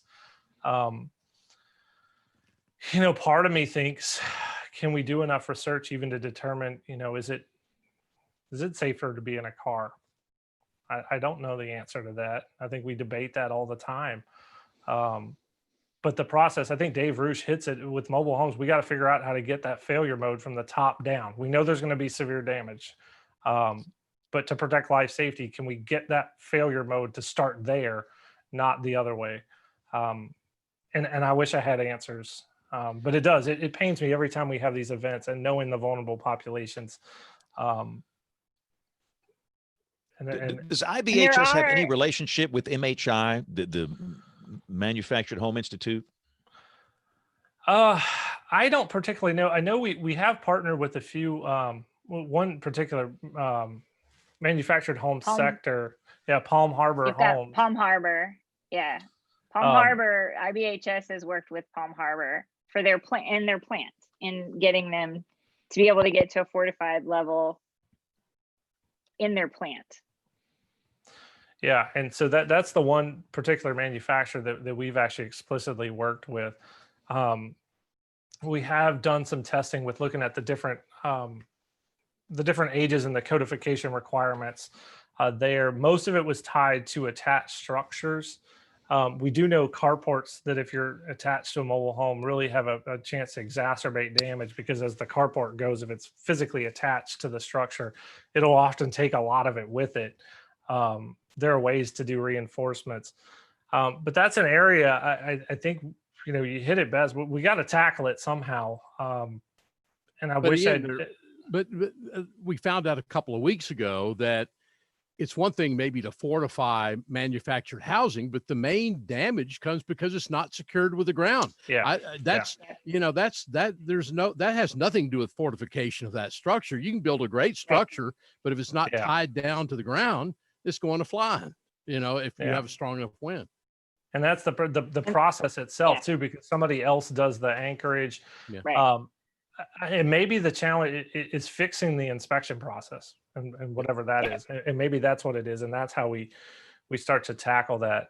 The one problem. And that's a local ordinance as well too, right? I mean, it's everything that Ian's saying, but it's also the enforcement of that inspection. It's a lot of times it's not inspected, and a lot of times there's not an ordinance that puts in the way that it has to be installed and how it has to be installed, and then those final inspections are not done. I mean, installation and inspection is the key. If it's not installed properly, it's not going to work like it's supposed to. If it's not inspected, it's not going to do what it was supposed to, and that is a huge hole when it comes to manufactured homes and placement in communities. Well, and I hate to call a timeout here, but I've got to call a timeout because we have to roll Tony Rice and his astronomy report. We're going to come back with picks of the week. And one of you fine ladies or gentlemen here will have to pick it up because I've got to go do some television. But after Tony Rice will come back with picks of the week. We'll do email next week because Aubrey's not here, and much more as WeatherBrains rolls along. Looking beyond the atmosphere, here's Tony Rice with your astronomy outlook. Though you weather folk insist on celebrating the arrival of summer as you flip the calendar page in June, the astronomical version arrives in the Northern Hemisphere with the solstice on Saturday, January 20th at 5:44 p.m. Eastern. Solstice comes from Latin and it means sun stands still. It's also known as the longest day and the shortest night. Over the course of the year, the sun's arc across the sky is always moving higher or lower each day, except on those solstices. These are brief moments in time where the sun's arc halts its movement progressively up or down before heading in the other direction. Following Saturday's June solstice, the sun's path will get increasingly lower each day, heading towards that September equinox. Elsewhere in the sky, Venus and the moon will pair up in the pre-dawn sky later this week. WeatherBrains listeners in the northeastern United States will get a rare treat early Friday morning, a lunar occultation of Venus. Shortly after 4 a.m. Eastern, portions of Maine, Vermont, New Hampshire, Massachusetts, and Rhode Island will see Venus reappear from behind the unlit portion of the crescent moon, about an hour before sunrise. A select few in the Canadian Maritime provinces will see Venus disappear behind that lit edge of the crescent moon about 40 minutes earlier. That's your astronomy outlook. Follow me at RTP Hokie for more spacey stuff like this. All right. Looks like I have been delegated the task of pushing us along through our picks of the week. Thank you to Tony Rice for that great segment. All right, I'm going to move through the panelists as I see you in our Brady Bunch display here. So the first person in the upper left that I see is Jen. Jen, what do you have for us this week? So tomorrow is an anniversary of the Pilgrim, Nebraska tornado family from 2014, the twins. So if everyone has seen those pictures in the video, The Tornado Talk crew, also known as the Sophisticated Tornado Gurus, have come together. They collaborated, 4 of them did, to write about this event. So I got to take a step back and watch them write on this event, and it's up on the website. So I have the link to that. They did a great job, and I'm really a proud mom right now with how great they did. They talked about all 4 tornadoes, all of the EF4s that hit that day. So they have pictures and just did a great job describing that. So that's my pick. Great pick. Thank you. And a really significant event that'll be fun for our readers to learn more about. Thank you again. All right. So next I have Troy, and I'll intentionally skip over our guests. I'll give you a moment if you need a moment extra to find a pick. Otherwise, we would typically foghorn people here in the show who don't have picks, but the foghorn guy has left. So we'll just either have to replicate, maybe Bill can replicate the foghorn sound. I get it enough, Kim, so I can probably replicate. Good, excellent. All right, so Troy, what do you have for us?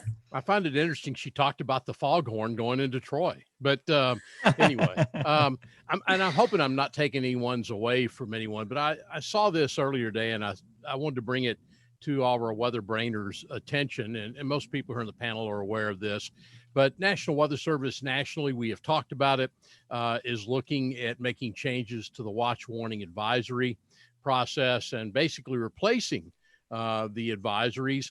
And I picked a story. Everyone has coverage on this, but WDTN TV, a nice story. And it also gives you a link to the survey. They're actually asking for people's input on this, and the Weather Service has done a good job with that. Eli Jacks and the people up in Washington have really done a good job with it. So I encourage you to go take a look at it, especially if you've gotten used to wind advisories and snow advisories and fog advisories. Guess what? Those advisories may go away. That's my pick of the week. Thank you very much. And thanks for the encouragement for people to go and take that survey. It's really important at this juncture. This is sort of the end of the road, as I understand it. This is going to be HAZSIMP. So if these changes go through, this will be the program. Thank you for that. All right. So next I have Nate. Nate, what do you have for us this week?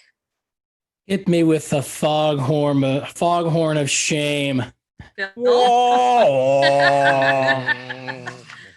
was a depressing foghorn. Foghorn. You did what was asked. Thank you, Bill. Yeah, buddy. With that, Bill, do you have something for us? Do we need to foghorn? Have you foghorn yourself? I did until Troy stole it. God, did I really steal it? I apologize, Bill. That's okay, Troy, because Graham and Julie came up with one for me. So I will use the Smart Home America fraud checklist, since I was going to use it next week, so I could reminisce about this wonderful show that we've had tonight. But following on the HAZSIMP theme, Eli Jacks will be joining us on July 20th. So I'm really excited about that. So that's going to be fun. And it's funny that we're going to get through this whole show without talking about the Sharpie Gate report. So yeah. Anyway, I guess we can stay late and do that. But anyway, it's going to take a whole show for that. Yeah, it really is. So yeah, that's kind of interesting. Next week we've got Shane Sparagowski, sheltering in the time of coronavirus, continuing our theme of guests that I can't pronounce their names. I have a pick of the week. You forgot about me. No, we haven't forgotten you. I'm just doing done. my end of mine. We're not nearly done. We still got the rest of the Hollywood Squares to go here, Sheldon. Don't you worry. Okay. Kim, well, Sheldon, you are so excited. Please, Sheldon, share your pick with us. Well, I since I don't come on very often, I gave Bill a whole bunch, but I think it's a whole Word document, so I shared it. A whole 1-page Word document. But one of the ones that I gave Bill, which fits our session this evening, is on because this coming week marks the 48th anniversary of Hurricane Agnes, which formed in the Central Gulf. And believe it or not, produced 28 tornadoes in the state of Florida. We were talking last week about Cristobal producing around 12 tornadoes in Florida. Agnes produced 28 tornadoes in Florida, and it was pretty far away from Florida when it did that. So that's interesting. And we know the the disastrous effects of Agnes as it came inland, and then produced one of the worst floods in the state of Pennsylvania. That occurred in 1972. The first floor of the state capitol in Pennsylvania, Harrisburg, completely flooded, and it took about a week for that to drain back into the river that goes by the state capitol there. So Sheldon, were you a freshman at Penn State when Hurricane Agnes came? I was transitioning from a freshman to a sophomore at one of the local campuses of Penn State before I went up to University Park for my last 2 years of meteorology at Penn State. But now share a Daphne Ledoux story for us, since you didn't get to have her on here to pick at while while you were the panelist. Okay, Daphne back in the mid 1990s was working in World Weather Building in Camp Springs, Maryland, when I was there, and just so happened she had some really good computer skills and was able to access the GOES, at that time, the experimental GOES sounder data from Wisconsin. They were still working on perfecting that satellite data for operations. And we were able to access that and use it in an experimental way before it became operational, especially the total potable water from the GOES sounder. And that was very helpful for our operations and has now led to blending various satellite products for total potable water that we produce now.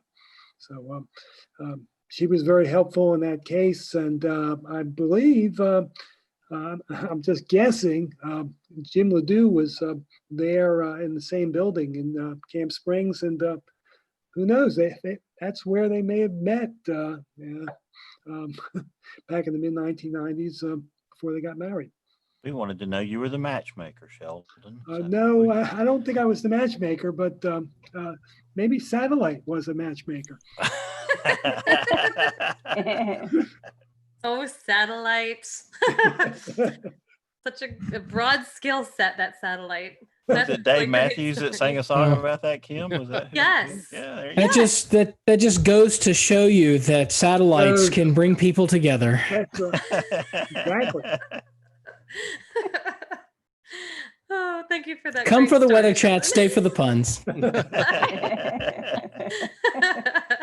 Can't tell you're the dad of 4 there, Nate. All the dad joke. All the dad jokes all the time. Yes. My husband is just really excited that he's a father now because he has an excuse to hide behind for the dad jokes. Yeah. So, Speaking of which, I feel like this group is ready for this joke if we're done. We'll do it. So, more, but you've introduced that there's a joke. This is your time to shine. This is one of my kids' favorite right now. Knock knock. Who's there? Who's there? Who's there? The interrupting starfish. Okay. The interrupting starfish. Interrupting starfish loves you. Oh, man. Oh, Okay. that's a great one. That's terrible. No. James, I love where are Julie. She's you? like, that's terrible. That's awful. I bet Julie will be using it on her next Zoom call. Sorry,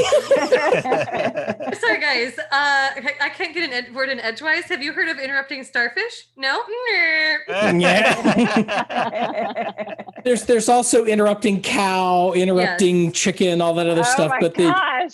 so you set them up with the interrupting cow, the interrupting chicken, and then you hit them with the interrupting starfish. All right. Yes. Yeah, my husband taught that one to former guest of the show, Cody Berry, her daughter, and she was using it on Cody for months and months, and Cody just had nothing but thanks for my husband for teaching that. Just nothing but thanks. I'm hoping that my kids are not anywhere near the door. Like, I'm just like, ooh. I'm hoping they're in bed. I'm hoping they're in bed, because otherwise I will live that. And then I will think of you, Nate, constantly. You're welcome. My work here is done. I'm surprised my 2-year-old didn't make an appearance at some point. She's shown up on lots of conference calls. No, she had a milestone this weekend. She got her big kid bed where we took her Aw. crib apart, and so she's proud of her bed now, which has helped because she hasn't wanted to actually go to sleep recently, and that makes life wonderful. But yeah, she's made her appearances on. You're stuck on video calls all day. Your 2-year-old's bound to show up. So I think Julie this morning when I talked to her got a glimpse of Tessa. I did. Although I needed to see her. So I have discovered that people were not lying about the terrible twos. Yes. I joked that she was like the best infant, or she just didn't cry, although it's kind of a blur.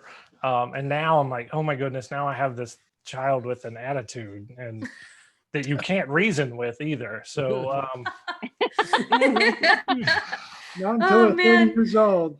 Yeah, exactly. Oh, Ian, do I feel you? My daughter is almost 2, and my husband and I joke. It's like she went straight from 1 to 3, or she just went straight ahead. And man, yeah, she is just. But she, as a baby, she was just determination, raw determination and force of will. And that has not at all subsided as her physical, mental capacities have grown. And it's if anything, she just is the maestro of this entire family. It's great. Yeah, my daughter got my wife Tanya's her kind of engineering attention to detail, also pseudo photographic kind of memory deal.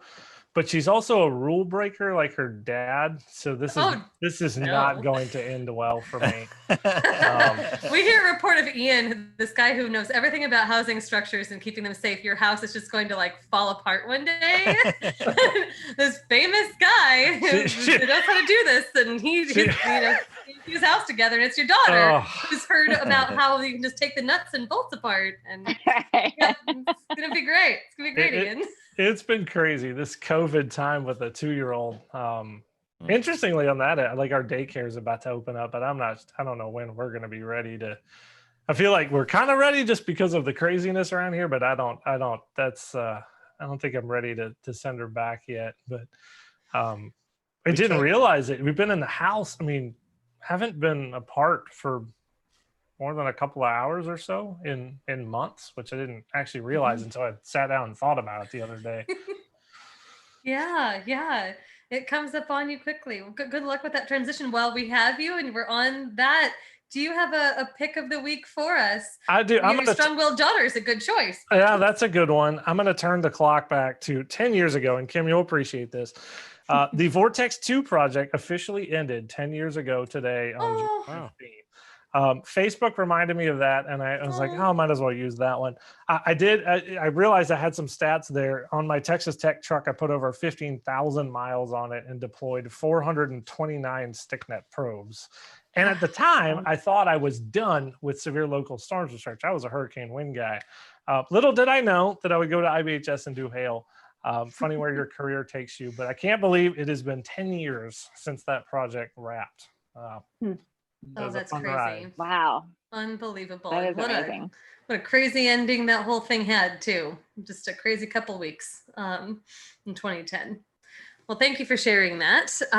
Good memories being on the road, Vortex. All right, so Julie, what do you have for us this evening, if you have a pick to share?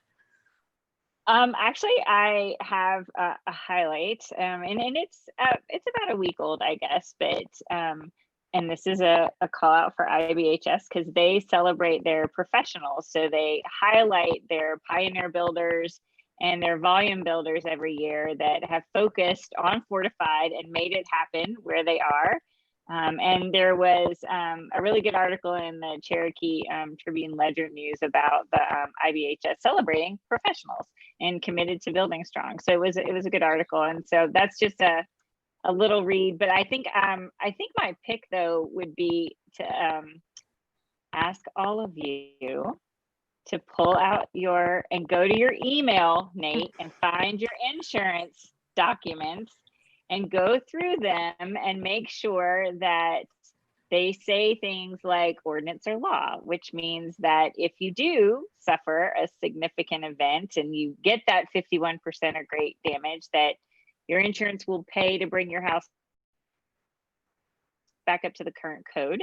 Because if you don't have that little line, that little rider in your policy, that comes out of your pocket to bring it up to code. So make sure it says ordinance or law.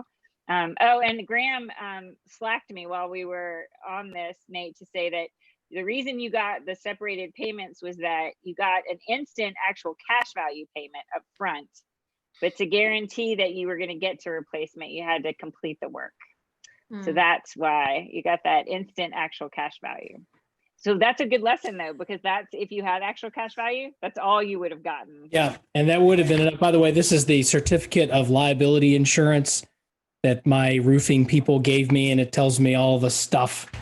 They're actually, it's not just car Yay. insurance, like workers' Good, I'm comp very and proud. That's super. workers' comp That is and Pretty neat super. trick. yeah. So yeah, I just happen to have, because we're in the middle of this, like literally the decking and the shingles have been replaced, but I have metal roof that is in the process that it would have been replaced 2 weeks ago, but it hasn't stopped raining since March. So they're backed up. Well, this was Anyway. a good team, Nate. I mean, this was like the next time you get a roof, because apparently this is like your thing.